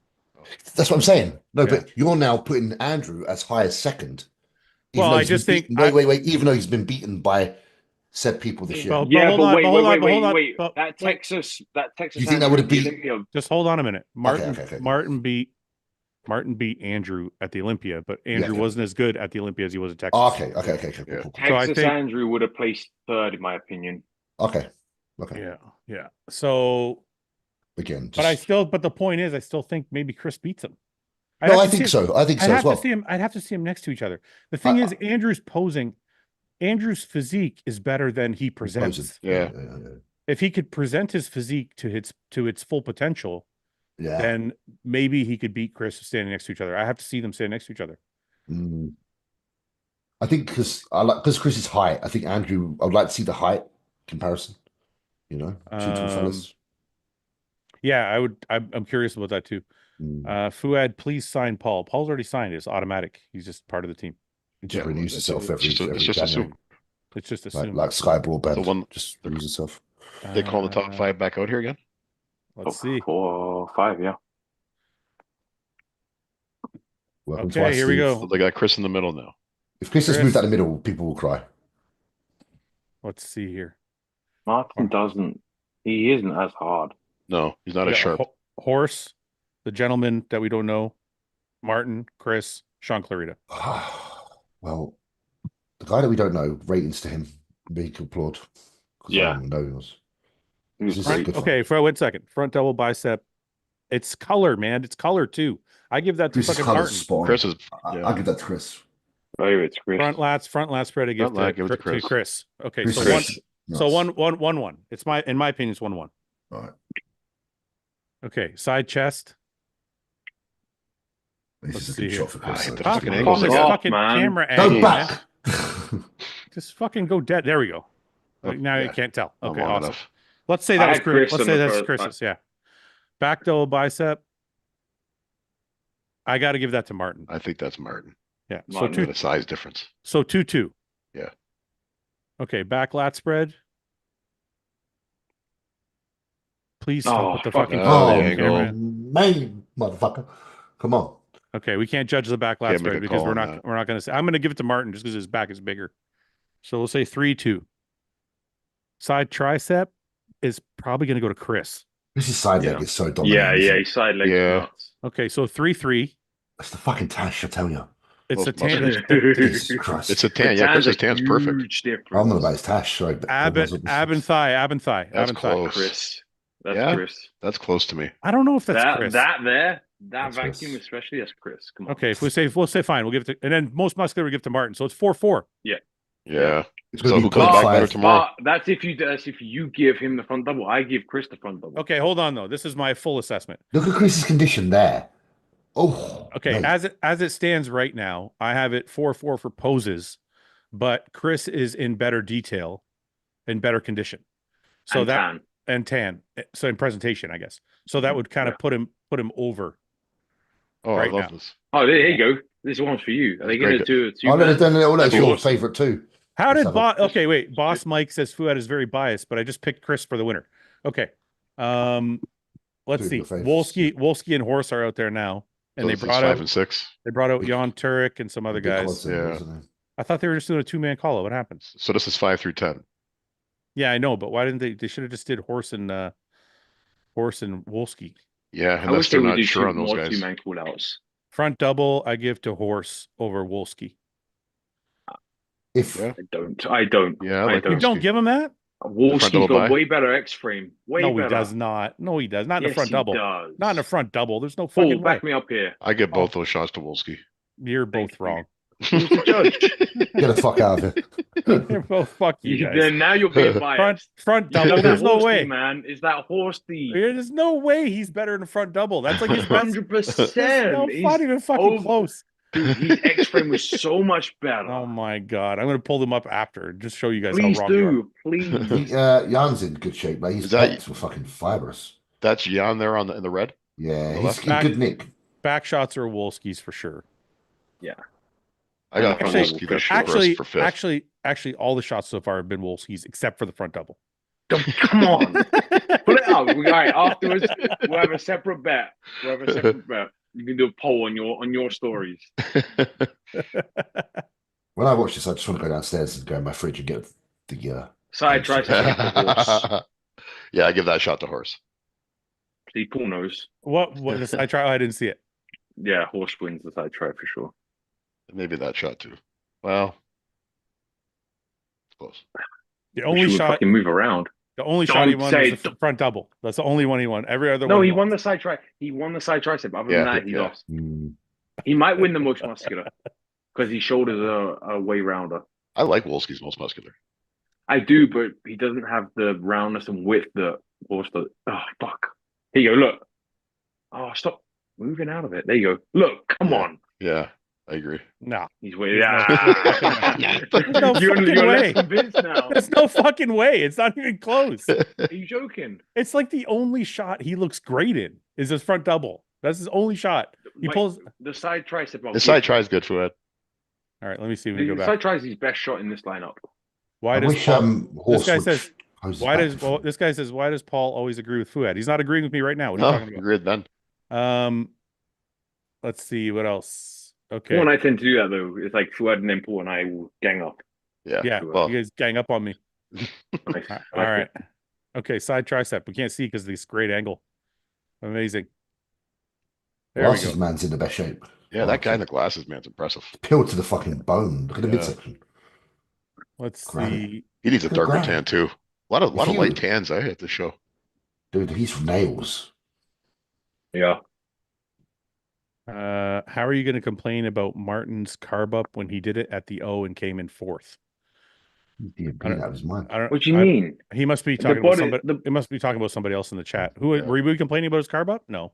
No, but I'm saying every show is like James said. Every show is bringing them back out. They're bringing them out again. Okay, wait. Top three, top four, top four. This gentleman on the left, I still don't know his name. Who's a stage marshal? But we got Sean, Chris, Martin. Oh, they moved this guy in front of Martin. What? No, okay, they're just fucking around now. No, they're just fucking around with they're comparing third and fourth. Oh, right. Yeah, okay. So Clarita's probably going to be third for sure. Well, hang on. This guy looks good in that shot. No, come on. Sean's legs are a little down, I think, in the quads. Yeah, they have been since the thing, isn't it? It's the right one, especially. That guy's posing. I actually want to see these. That guy's posing for his life, dude. He's like so happy right now. Motherfucker, I'm doing this. You can tell by the way he's moving, eh? He's like, I got this shit. Yeah. Good for him, man. That's awesome. Peeled to the bone. Yeah, he looks great. Okay, back. I'm still looking at Chris and Martin. Martin looks like he's flattening out a bit. Or fading a bit. He's not getting tighter, is he? Doesn't look like it, at least. It looks like he's fading a bit. The boots are getting a little softer. The tan is really bad. Got to get that fixed for yeah. Look at the side. Martin's back's impressive. It is very impressive. Side so tricep. The thickness on it, right in the middle there. Yeah. Crazy. I really wish they'd stop changing angles of the camera. Jeez. You have to look at photos afterwards to see. Yeah. Okay, ab and thigh. It's the vacuum. Chris pulls that vacuum. It's really impressive. He looks good. Hey, this number, whoever number 9 is, he's got some new fans today on number 9. Number 9 standing next to Chris now. He's got to be happy. Oh, they're going to switch him around. No, they're actually first time I've ever seen it stand next to Chris Bumstead. Are they saying that Martin's fading and this guy's second now? I don't know. This guy's getting better though. Dude, look at the front double. Martin's breathing heavy too, eh? You can see he's getting Martin started to sweat a little. Yeah. It looks like his I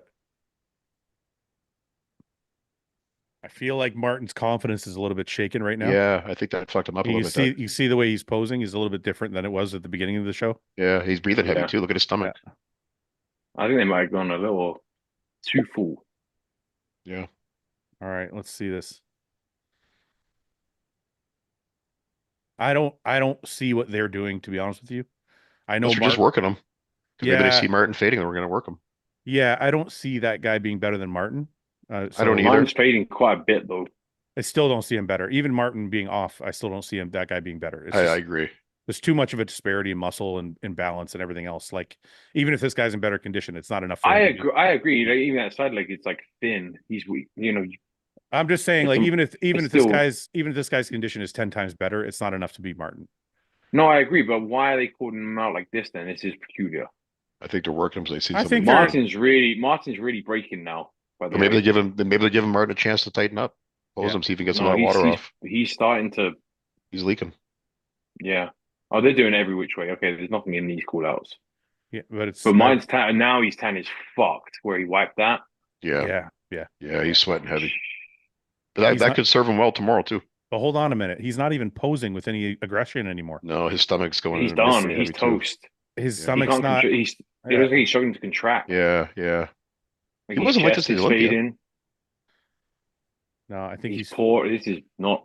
Got a bit of a problem with that left shoulder, mine, isn't he? He's faded a bit. It's like breathing heavy. Yeah. Chris is just holding that condition exactly the way it was when he got on stage from maybe the they're first. maybe they want to see if Chris can pull away a bit more and make it more decisive. I know you guys probably don't agree with me, but I do think Martin's a better bodybuilder. I think Chris's presentation and condition is better. Listen, if Martin turned up as he did at the Saturday night, I think he's walking the show. Yeah. Yeah. He's just this isn't the Martin we saw at Olympia finals. No. It's not the same. But we still got tomorrow to go too. I don't think it's a fucking, like, I think Chris is winning, but it's not by, like, he's not killing it. Not a landslide. No. No, I think if Martin comes back tomorrow a little sharper, a little bit fuller, he's pulling away here where his composure is, where Chris is holding very extremely professional and Martin is fading here. The gap is getting a little wide now. Well, and this is where you get the 6-time Olympia winner nerves versus the newfound success of people loved it. Look at the audience. Yeah. Loved it. That's fucking great, man. Good for them. Martin's pooped, eh? You can't not like Chris, man. Fuck. No, like, everybody. They run. By the way, they've run those boys hard. All of them. Yeah, he just held it. Chris held it like a champ. He held it. Yep, for sure. So did Sean. To be fair. Let's see what these guys are saying here in the chat. The show's not over. 100% right. The show is not over. Did Chris say if he won, he would do the Olympia? He said maybe. He did. Yeah. Well, he was on. We had him on the podcast. He said he made it sound like he might, but I think he's kind of fucking around. But who knows after this, man? After you win and you beat the 4th guy in the world, if he wins tomorrow, you never know fucking how your mind might change. Listen, go ahead, Ben. Sorry. No, like I say, that is only half of it, right? And Martin from here will get considerably better. Yeah. For sure, tomorrow is going to be a completely different look, and he's going to be way harder and drier. What can Chris do tomorrow? Just come in a bit fuller, you think? Like he came. Well, hold on a minute. So this is what just want to ask you guys. So Chris is the best he's going to be right now. Yeah. Right. Yeah. Martin can get better. So let's just assume. Let's assume Martin comes back tomorrow and he looks like he looked at the Olympia on Saturday night. Are we assuming Chris is exactly the same? Yeah, I think this is the best Chris is going to get tonight. I agree. Like, he's not going to look better tomorrow. He'll probably look the same. So I guess what I'm asking is this: if Martin is the Martin from Saturday night at the Olympia and Chris is the same as he was today, can Martin still pull ahead and win tomorrow? Yeah. So it's not such a. But this is my question: is today such a domination that he won't make up the ground tomorrow? I don't think so. I think Martin still won a few poses there. Yeah. I think Martin won back lat spread. Back double. Back double. I think most muscular he won. And the other ones, were closer, but I think Chris had the advantage in the other poses. But like Fouad said, if you're not judging it on pose for pose, Chris wins the best bodybuilder on that stage by quite a margin. I wouldn't say by quite a margin. You mean best overall package, Ben? Composure Ben. Wait a minute. Where does he win for sure? He wins presentation and he wins condition. Yeah. That's the only places he really dominated. So if that means all the other aspects are close, like muscularity and posing and all that. So it's not like a huge, if he's winning, it's not a massive gap. No, it's a sliver. What I mean is if Martin comes back, because look, if Martin showed up like he did Saturday night Olympia today, he for sure wins, in my opinion. Right. But Chris isn't. If we're saying Chris doesn't change, I don't know if he closes the gap enough to overtake where Chris is at right now. I see what you're saying. Chase irons. Why do people do that? Fouad is mad. I'm not mad at all, actually. Martin's still the 4th best bodybuilder in the world. Martin's still an incredible bodybuilder. Even if Chris beats him tomorrow, it doesn't change anything for Martin. He's still going to be on a path to being one of the best bodybuilders in the world. I thought, I didn't know if Chris would be able to pull it off. And now I'm like, you know what? Maybe he did. Yeah, I mean, at least I thought the size difference was going to be more apparent, and it wasn't. Yeah. So but that's not necessarily true. I think the size difference was there. I think, and like Ian was saying, I think it's more. Chris's conditioning was perfect, He's just sharper, right? and Martin wasn't exactly on. Yeah, well, I think he had it though, like the conditioning and the presentation. Martin was fading, and he was breathing heavy. That was affecting the way he was posing near that, especially in that third call out there. Yeah, so those are the two things I think Chris is winning on right now. Certain poses, Chris. Go ahead. Guys, this guy here says Ben really hates Martin. Guys, just say fuck that. No, Martin's like a good friend of mine. We train together. I don't know why people do that. I don't know why I'm critiquing a physique on stage. Cut all their heads off. I'm looking like I'm judging. Guys, okay, wait. Everybody keeps saying call Ian. I'm not going to call Ian. He's with his family. So stop fucking saying call Ian. Jesus Christ. Hey, that's what we want. We wanted a great show, though. That's what we got. Yeah. I'm just really. It's crazy what's going to happen tomorrow. I don't know if it can like. I don't know so if Martin. I don't know if he can make up drier. I don't know if he can make up the ground.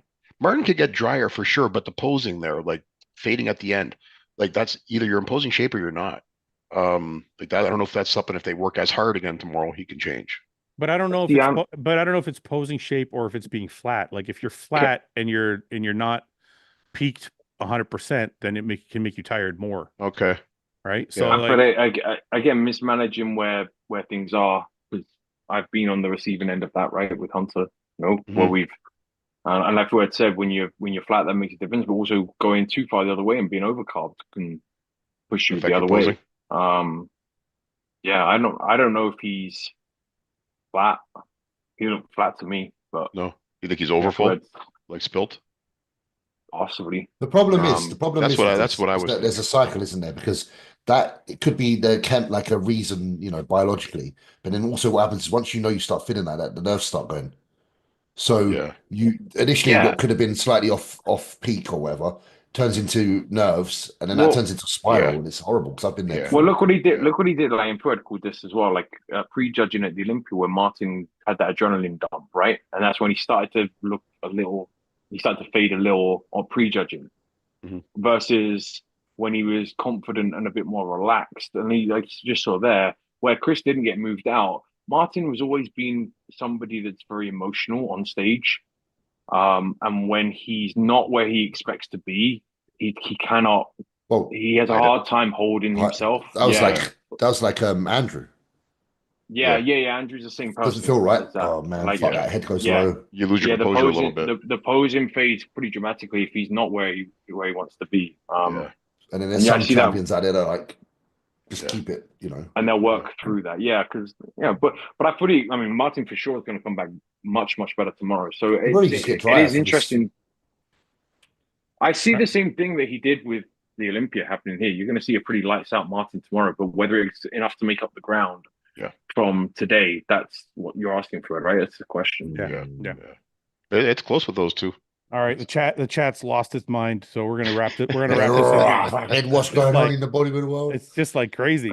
What time's the UFC tonight? 10. No. 10 o'clock our time. Where's it at? Is it in Vegas? No, New York, Madison Square Garden. Also same time zone as us. They start on main card starts at 9 your time. Okay. Are we gonna do another live? You should do a live for the UFC. Let's get drunk. Let's get drunk and high. We'll get hammered and do it. Yeah. We'll do a whiskey live. Yeah, whiskey and blunts. Well, whiskey and lines. That was really interesting, man. I was actually quite enjoying that show. That was awesome. It was. I love they worked him. I like that they worked him so hard too. Yeah, I'm gonna have to. What? Well, obviously, I've applied for the Arnold, haven't I? So it means I'm not going to have to like. What if Chris does the Arnold? Bring it. Imagine Chris does the Arnold. I'll hit him. I'll hit him with the. Are you still gonna root? Are you still gonna root for Chris? Yeah, imagine that. I'll compete with him, man. I hope you win this show, bro. Bro, your Tash is so good. Please win the show. Please. I can't believe. Can you believe what we're fucking seeing? Like this is history. Quite a monumental moment in bodybuilding, for sure. Well, if you think about it, it's like everyone's always like put them against each other, see what happens then. Yeah, and now it's happening. Yeah, there's no there's nobody else. It's definitely like Arnold level shit. Yeah. The next thing is people want to see Keanu in an open, probably.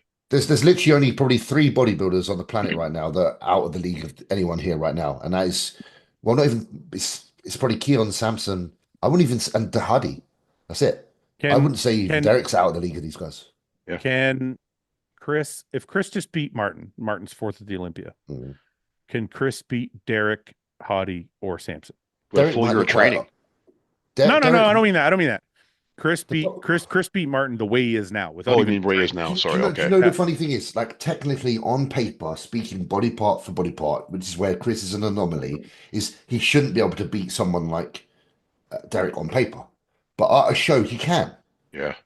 Because it's a look. It's a look. Yeah. That's it. That's You're right. right. It's a good point. Yeah. You're right. That's what I was saying earlier. It's what you said. It's what you said an hour ago. And it's like, it's funny because we do the predictions for the show and I'm thinking to myself, okay, let's go through the poses, pose for pose. And when you're going through the poses, you go to yourself, well, Martin's legs are bigger, Martin's back is bigger, but this blah, blah. But it's funny when Chris is in the shot, you're like, wait a minute. Yeah, his legs aren't as big, but it still fucking looks right. But you know what? The detail he brings too. It's the detail, but it's also the art of presentation. Yeah. There is this should be a lesson to us all that still bodybuild or wish to. The art of presentation. Don't be fucking lazy, because Chris is a prime example of how far it can carry you. And well, I I mean, really and when you say presentation, I don't mean just the posing. I mean, like how even the color, his color, his oil, everything was like so perfect. Yep. When he first walked out today, he stood out immediately because of his tan. Yeah. Especially with that many bad ones on stage, his even stood even more so. The interesting thing is Martin stood out in the opposite way. Yeah. Because of his tan. Yeah. How much do you think that tan hurt him when he first came out? It can a lot. I think the biggest thing that hurt Martin was not. I think if Martin was peaked properly, he probably could have overcame the tan, even though it's not a good thing. Yeah. I think the biggest thing that hurt Martin was he wasn't peaked 100%. Yeah. To me, it looked like this. To me, it looked like they tried to bring him down to a new level of condition, and when they tried to fill him back up, he wasn't filled out 100%. So he faded quick. Whatever carbs he had in him were gone by the end of that prejudging. Like you could see, like Ben could see it. Like you said it earlier, Ben, you're like, no sticking. He's just not even, by the last round, he wasn't even posing his stomach anymore. Like he wasn't even pulling a vacuum. Yeah. So it looked like whatever they tried to fill him back out with didn't stick. And so he faded by the time prejudge. That's why tomorrow is interesting, because they have another night to feed him.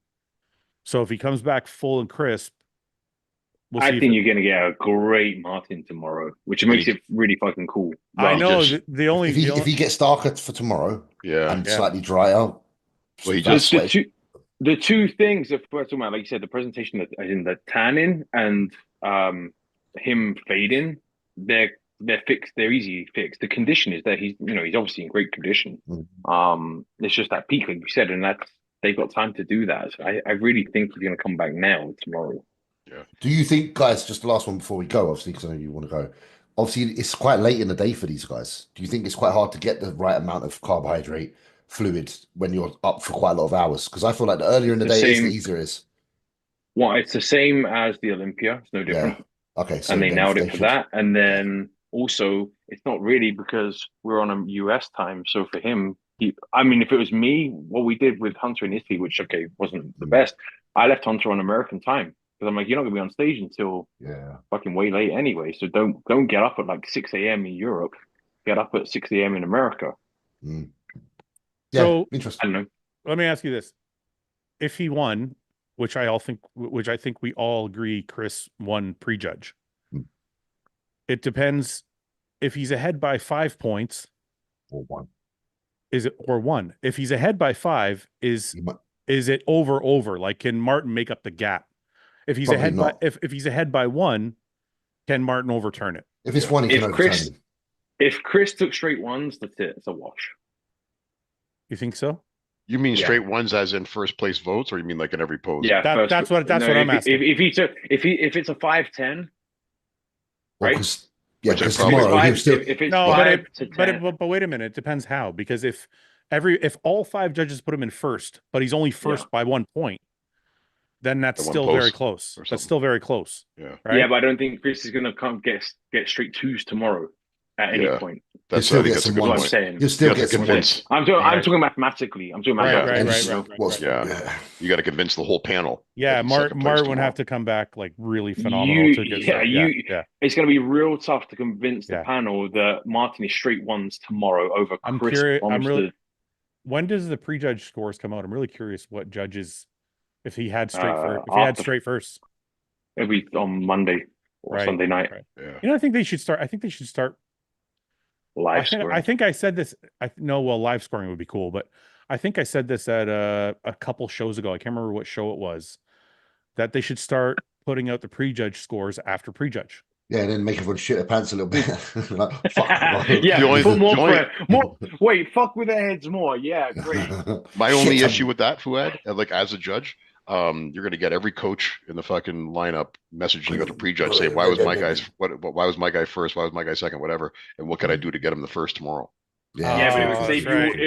It would save all of you judges colluding after prejudging and changing the fucking scores, though, wouldn't it? Right. I think it's best to leave that till after the show's done. With the catch on the table with the big banknotes on the side. But I mean, on Instagram, you're gonna get a flood of messages saying, "Why'd you have this person in second? Everyone else had him first, whatever." I think you gotta wait till after the show to explain yourself. Yeah, I know. I just think it would be There's better. too much influence, too much chance of influence. It would be better for the fans only. Yeah. That's what the sport's about, though. True. You would fuck with the bodybuilder's head. So trying to keep your guy off of social media is bad, and out of his own head between prejudge and finals is a nightmare. You have to treat it like a jury. Yeah, but put him hold in on a hotel room with no internet. But hold on a minute. Yeah. Bodybuilders aren't fucking stupid. Martin knows he's in second place right now. Yeah. Like it's not gonna Samson, you should have done this show.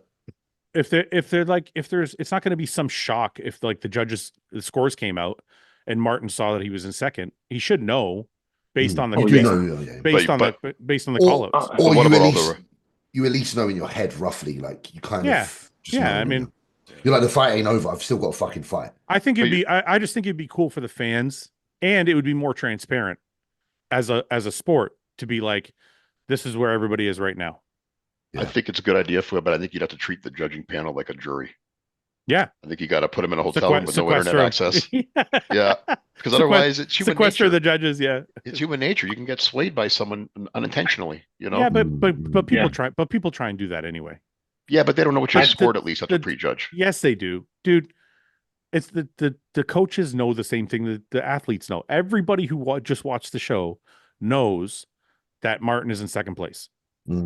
Oh yeah, I'm not talking particularly about first and second, but like maybe something like the fourth and fifth or the fifth and sixth, whatever. So you're saying, so you're saying like if Wolski knows he's in fifth, but it doesn't matter if the scores come out or not. Wolski already knows he's in fifth. But you're going to get someone who's going to be like, "Hey man, you have my guy in third. Are you sure you know what you're looking at? This guy, he was way harder than this other guy." Like I think, even though you're sticking to your guns, I think it unintentionally can influence your decision. No, I know, but hear me out. But wouldn't people know that anyway? Like right now, the guys that are on that stage and all of us watching already kind of know it's Chris, Martin, Sean, who was fourth? Oh, that Matthias guy. Yeah, Matthias, and then that guy, right? Again, big shout out. And then Wolski. Or maybe Clarita and maybe Clarita's second. I don't know. But like everybody kind of knows who the top five are. So if you're going to go complain to the judges, you're kind of already know anyway. Yeah, so, you know the general idea. Yeah, but putting out the scores is not anything new for anybody, but it's good for the fans and good for the sport to be like, hey, this is where things are right now. It doesn't change it doesn't change how, if let's say Clarita's coach or whatever is like wants to talk to a judge because he's in third because he saw it on the scorecard. He knows that right now. It's not any different. Yeah, it's kind of like, like a football match, half time, the score. Well, I don't think you know that he's third. I think like in like a case like this morning, he's third or fourth if you're talking about Sean and the guy. Sean Clarita is second or third in my opinion. Oh, you have him ahead of Martin maybe? You got him second or third? I don't think so. I think he's third. But I'm just saying, like, if I'm a coach and I want to talk to the judges, whether I see a scorecard that says Clarita's in third, or whether it is like it is right now, where I think he's in third, if I'm one of these people that's going to go talk to the judges, I'm going to do it anyway. Yeah. Putting the scorecard out doesn't change that. I don't give feedback. You're not allowed to talk to the judges. No, I know that, but that's what Paul's saying. Paul's saying if they put the scores out, then everyone's going to want to talk to the judges. And I'm like, those people are still going to talk to the judges regardless of the score. Yeah, they're the irritated type that would do that regardless. Yeah, they're going to be the ones that are like, rah, rah, rah. So yeah, I suppose so. So or it could be the comments online. It'd be like, look at judge number 2 has, whatever. Like whatever. I just think it leads too much chance of influence. That's all. I think it's that part I agree with you on, Paul. If like it says, but maybe you don't put the judges' names. Maybe you just put judge number 1, 2, 3, 4, 5, 6. And people can tell by this your seating arrangement of the table. No, but it's not. They could randomize it. They could if you randomize it, yeah. If you randomize it, different story for sure. Yeah, because then they can't be like, well, Paul fucked up all the scores. They just can't. I'm of the belief though you that just you assume that Paul fucked up the scores. It was Paul. I'm of the belief though that you shouldn't give feedback as a judge after prejudge. You should wait till after finals. Yeah. Wait, you mean feedback to the athlete? Athlete or coach. I'll tell coaches usually after finals. I'll talk. I'm sorry, I can't give nothing. Wait a minute here, because they start pushing the envelope. They start saying, "Well, where's he at?" You know. 1 second. Paul says, Theo says, Fouad always creating weird arguments. This isn't an argument. We're talking about the betterment of the sport, and I feel like being as transparent as possible with the fans is a way for more people to be interested in the sport by saying, "Oh, look, these are the scores right now. What's going to happen tomorrow?" Yeah, and I'm just giving my perspective as someone who's on that side of the table. But then they have the same conversation at the minute in the UFC, right? Whether they should do scoring between rounds is displayed up on the scoreboard, so like if it's a close fight, I lost round 1, 2, and 3. But then they also said that people start getting tactical, but that's a little different because you're not going to get tactical and take rounds off in bodybuilding. Yeah, but Ben, I would say the same thing. Most of the time in fighting, most of the people, including the corners, know who won the round and who didn't. No. So what's the difference if like you go back to your corner and you're like, I know I didn't win that round, and I just confirmed it because the judge put it on the scoreboard? Well, the argument in UFC is to prevent any erroneous decisions at the end, right? And we've seen that where you're like, it was close. It was like, I've seen. Fuck that women Serrano fight last night versus Katie Taylor. Katie Taylor got her fucking ass whooped, but Serrano clearly fucking won. I don't know if you watched it. And all three, they screwed her on the scorecards, right? So the argument is that live scoring should prevent that because the judges have to be accountable in the moment. Right. Yeah. But so I see both points here, but then I'm also on the coach. As a coach, I'd be like, I don't want to know that. I don't want my athlete to be looking at the scorecards. So I'll leave it this way. I'll just leave. I don't want to beat a dead horse. My opinion about it in bodybuilding, for example, is this: everybody already fucking knows after prejudging, kind of where they're at. So it would just make the sport more transparent and more official if there was actually scorecards put out. Yeah, I'd be all for it if, like you said, it was randomized judges' numbers or something like that. Yeah, that way nobody can be attacked. Because because also this happens, and not necessarily in an attacking way. It's not just like telling your coach, okay, I have your person in second. Let's say it's the questions become, well, if I change this pose this way, do you think now they'd have a better chance tomorrow? It just snowballs, you know. I do think there's an argument for, I don't know, from a coach's perspective. Like if I came up to you, Paul, and I said, okay, my guy's in second, what? Like, is there something advice? Like, do you want to see him fuller? Or do you want to see him sharper? All I say, I don't leave it that. I don't say I want him fuller or drier. I'm not a coach. What I just say is the other guy had more detail, or other person was bigger. You know what I mean. But that kind of feedback, where as a coach I go, okay, so or if it's something that is within our control, or is it a structural muscularity thing, and we just can't beat that guy, or there's things that we can do. Okay, let's go away, and which is as a coach, it's on me and my opinion, but my opinion doesn't always match the judging panel, right? So I might like my athlete really fucking sharp and dry, but you might go, he's a little on the flat side for it. Right. Or just I don't see as much pop in his muscles when you bring him in that weight, or something like that. So you're always kind of trying to play. You have the bodybuilding judging criteria that you try and always adhere to and respect, but it's also open to interpretation. Like James said, it's then what other guys are on the stage and who are you exposing, and what is, as a judging panel, what are you trying to reward? Are you rewarding a fuller, rounder look, or are you rewarding a sharper, harder, drier look? So that's kind of feedback I think is. Go ahead, James. Sorry. I always just say like the lineup is determined often by one man's presence. Like if someone has a certain aura to them, it determines the rest of the show. And I think Chris proved tonight that that's such an important factor, man. But I just want to say, James, I just want to say this. I don't know if that applies. If I've ever seen, I don't know if I've ever seen that apply the way it applied today. I don't think I have either. I'll be honest. I don't think I have seen it, but I've seen it in like amateur level, but I've never really seen it like this. Like Chris, and the reason you see it in amateur level is because usually a physique is so far and above everybody else that it's easy to pick out that one guy that's like, wow, right? Yeah. Chris's physique is not standout. It's not better than everybody else in our standards, the way we normally judge and score physiques. It's got a different thing to it. Yeah, and it's just weird that different thing is enough for it to become. Do you think that different? Well, because it's almost like it's weird. We're calling it a different thing because it's an intangible. Yeah, it's like you can't. It's not that he's got bigger legs. It's not that he's got bigger arms. It's not that the only things you can pick out that are tangible is his tan. His tan was better. Polish. His presentation, but the way his physique fits together is not like. It's very, very difficult to describe why. There's a polish to it as an overall presentation that's just really hard to describe. Yeah. For me, he is somebody that really exposes people when he's compared to them. Because on his own, while I appreciate him, when I'm comparing him on his own on an open bodybuilding stage, I see all of the flaws. Does that make sense? Yeah. And then I start seeing him pose next to people, and I'm like, I don't see those flaws like I did when he stood on his own on that stage. Yeah. One second. I want to read this comment. Fouad, if Chris beats Martin, will you stick by your statement that only open bodybuilders that are better than him are previous Olympians, or no, as Martin is slightly off? No, if he beats Martin, he beats Martin. It doesn't matter if he beats Martin when he was off or when he beats Martin when he was on. If he beats Martin, he just beat the fourth best bodybuilder in the world. He might be a Jedi. Yeah, that's like beating. I say beat Mike Tyson when he was 60 years old. Still beat Mike Tyson, but you beat a different person. You beat the person that turned up on that day. The physique, and that's all you can do. I think Martin would have to be so far off for you to make that like distinction that, oh, well, he beat Martin when he was so far off. Martin was not that far off. He wasn't as good as he was on the Saturday night at the Olympia.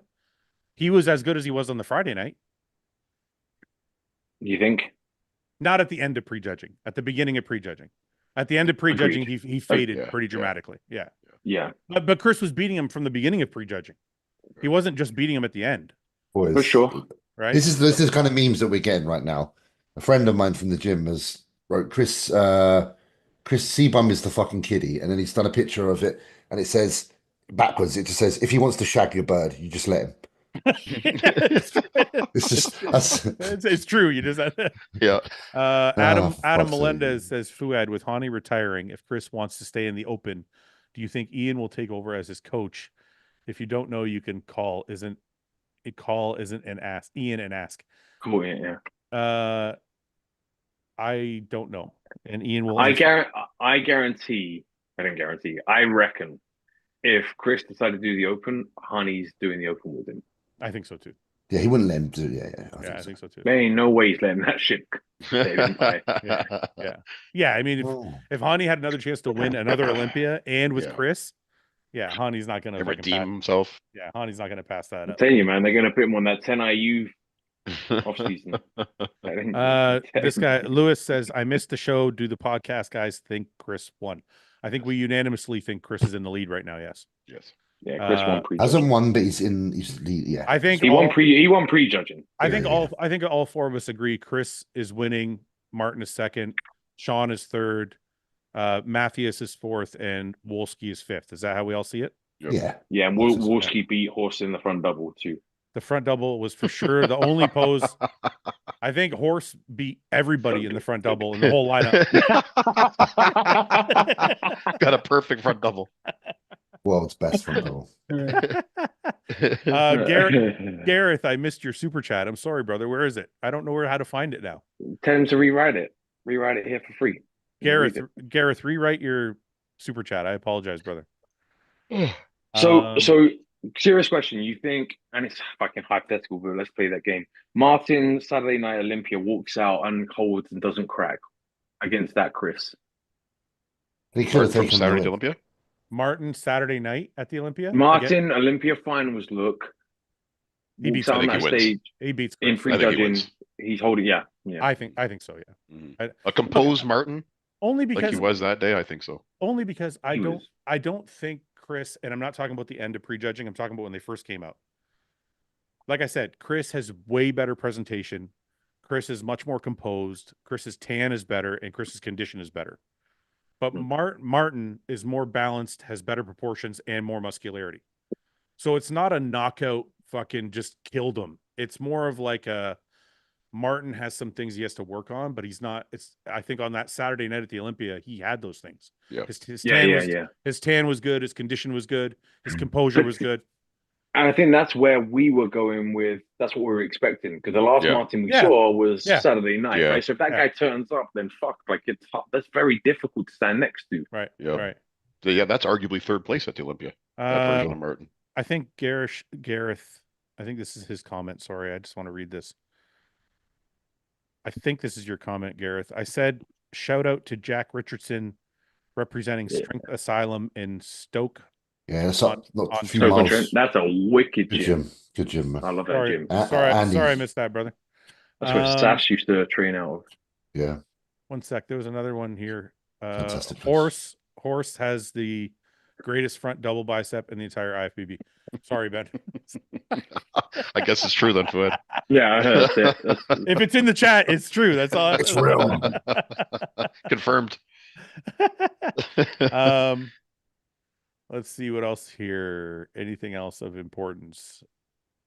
I don't think so. Okay, we should probably wrap it there. Anything else we need to talk about before we go? Are we gonna watch finals tomorrow?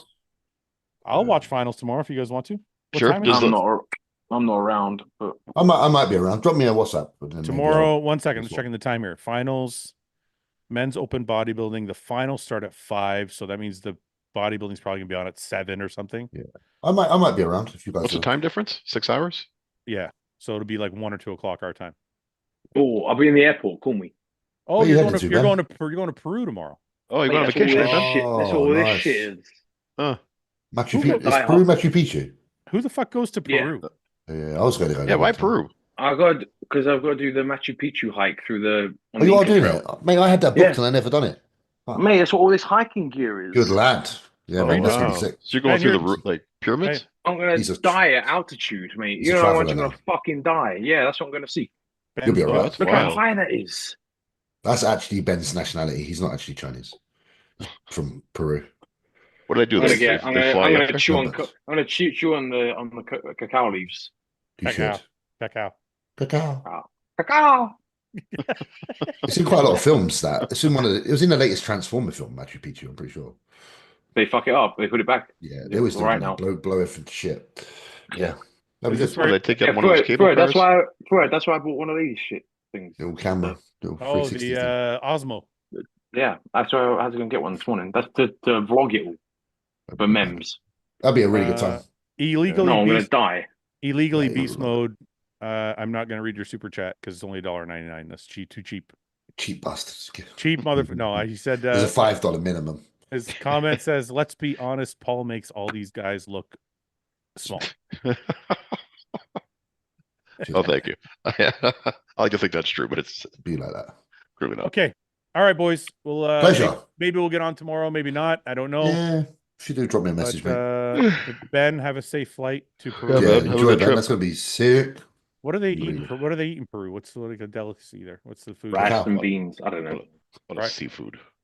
You're totally guessing, Paul. You don't know. Well, they're on a seafood. Coast. They're on a coast. I'm on the hills, man. Nah, I'm flying. Like I gotta fly down to goats, Lima. Lima's on the coast. Then I gotta get on like this little rinky-dink plane 2 hours into the mountains.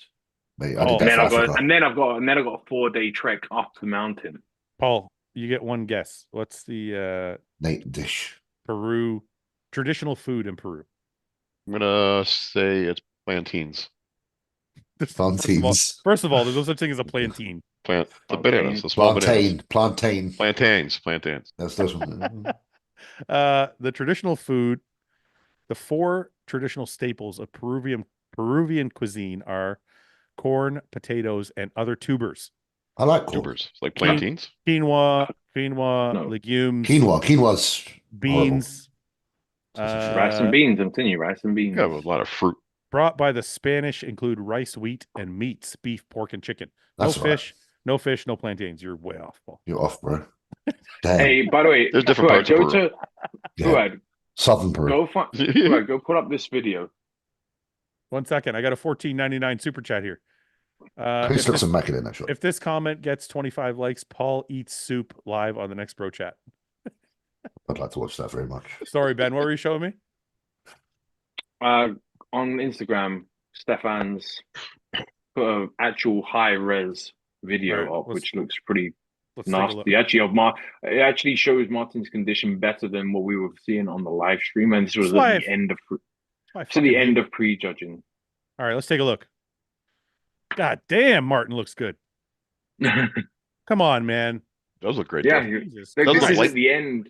This is, I believe, towards the end. Actually, no, this is before he cracked, right? It must be. Who do you give that shot to, Paul? Martin.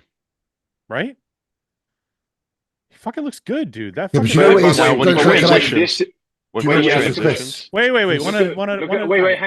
on. Look at the screen. This is like the very first call out. This is the first round of posing. Yeah. I know. All these guys are here. I get it. Yeah. Even with the transition, I still have Martin there. Even though I think I like that vacuum on Chris. Look, that's Martin all day, man. Look how fucking thick he is. Yeah, I agree. I like in the front. You know what it is? It's that when Chris does the abs and thigh, he has good lat taper. Guys, come on. Yeah, he's got great taper. That makes the shot for me. This is a conditioning presentation thing for me. The physique itself, like Martin's fucking phenomenal here. Yeah, he is. And Martin's light color is not making him look quite as hard. Oh, I wish he had the whole video. I think once they got around to the second round where they pulled him out again, like you said. But this goes to your point where you said when Martin first walked out, he was holding his own, and then prejudging went on. Yeah, because this is first round where he's much closer. Yeah, he faded for sure. James, what were you going to say? You were going to say something. For me, it's just like in the front lat spread, not front lat spread, the abs and that shape. This here is what. Yeah. The only other person that had that really like that was Dorian. I know what you're saying. This changes everything. Does, man. Yeah. And I think other people can pull that out if they have their hands further down behind the head. Yeah. It's because where Chris's hands are. Or hit the pose straight on like Chris is doing. Yeah, and you got to get like. No, but I see what James is saying. When you have your hands down here, you can pull your elbows back, which will pull your lats forward. Yep. If you look at Martin's hands, they're on top of his head, so he can't get that extra extension in his lat. He probably doesn't have the flexibility. You know what's funny? I saw an old video of Weinberg opposing Chris. This is before he was 6-time Mr. Olympic, and he was doing the ab and thigh, and he had him here, and Weinberg said, pull your hands out wider this way, and his lats came out way wider, and that's how he hits it now. Yeah, just an old. I saw that relatively recently. Yeah, so important. Because this is a game of millimeters. Yeah. Mm-hmm. Huh. Well, it's fucking interesting, man. We'll see what happens tomorrow. Mm-hmm. Yes, sir. Is this from today? This is by himself. See how much better he was early on. Look at the skin. Yeah. Look at the skin texture and how close it is to the. I think he was forward, and I think, like I said, I think he just burnt through whatever was in him. Yeah. Yeah, I think what you said, Fouad, where you said they tried to pull him down, and then when they tried to cover him up, he was probably too depleted, maybe, and it didn't stick like he wanted to. Yeah. It kind of makes sense if I'm just theorizing, But because look at the texture on the skin texture on his chest. Like he's peaked really good here. Pushing good. But it just he burned through it. Yeah. Yeah, and you don't know. The other thing too is people don't not that they don't understand, but they don't think about it. Is your emotions have a lot to do with that fade. So if they do that first call out and Chris is in the middle, and they don't move him around, and then Martin has to go back. Martin has to go back into that lineup and go, "Fuck, am I second?" Mm-hmm. And then that shit starts to fuck with you. That can also make you fade, especially a younger guy like Martin. Dude, there was not much to personalize it to like say Hunter and I, Tampa to Texas. There wasn't much in between it, but all the difference was Hunter came out against John De La Rosa and felt confident and was never really challenged. Versus the next week, a week later, came out against Andrew, and he said even Hunter said, like, he went out and they were playing their national anthem, and he said, he goes, I was like ready to. He goes, I thought I was going to have an actual fist fight. Like, I felt that heightened, and then he just that can really fuck you though, man. Yeah. Too much adrenaline. Yeah. As soon as that adrenaline fucking wears off, you're like, your whole body just goes, everything relaxes. Okay, Yeah. Paul, they want you to say a prayer before we go. Well, pray for mercy during our leg day. We're doing legs today? I'm going to destroy you in about half an hour. I definitely need a prayer for that. I definitely need a prayer for that then. Yeah. Well, dear leader, please hope I don't get injured today. And I don't have a panic attack. Amen. Amen. It's the best I can hope for on leg day. The best. Ben, have a safe flight tomorrow, man. Yeah, have a great trip, man. Good seeing you, James. Is Paul coming to Talk to you soon, brother. Hey, is Paul coming to nationals real quick? I'm gonna try and I'm gonna try and make them. Yeah. Yes, make happen. We got to figure out our pre-Detroit Pro gym thing too. Let's do it tomorrow. Can we go, please? Okay. I'm hungry. Yeah, I'm hungry. Okay, I am too. Okay. I'm hungry.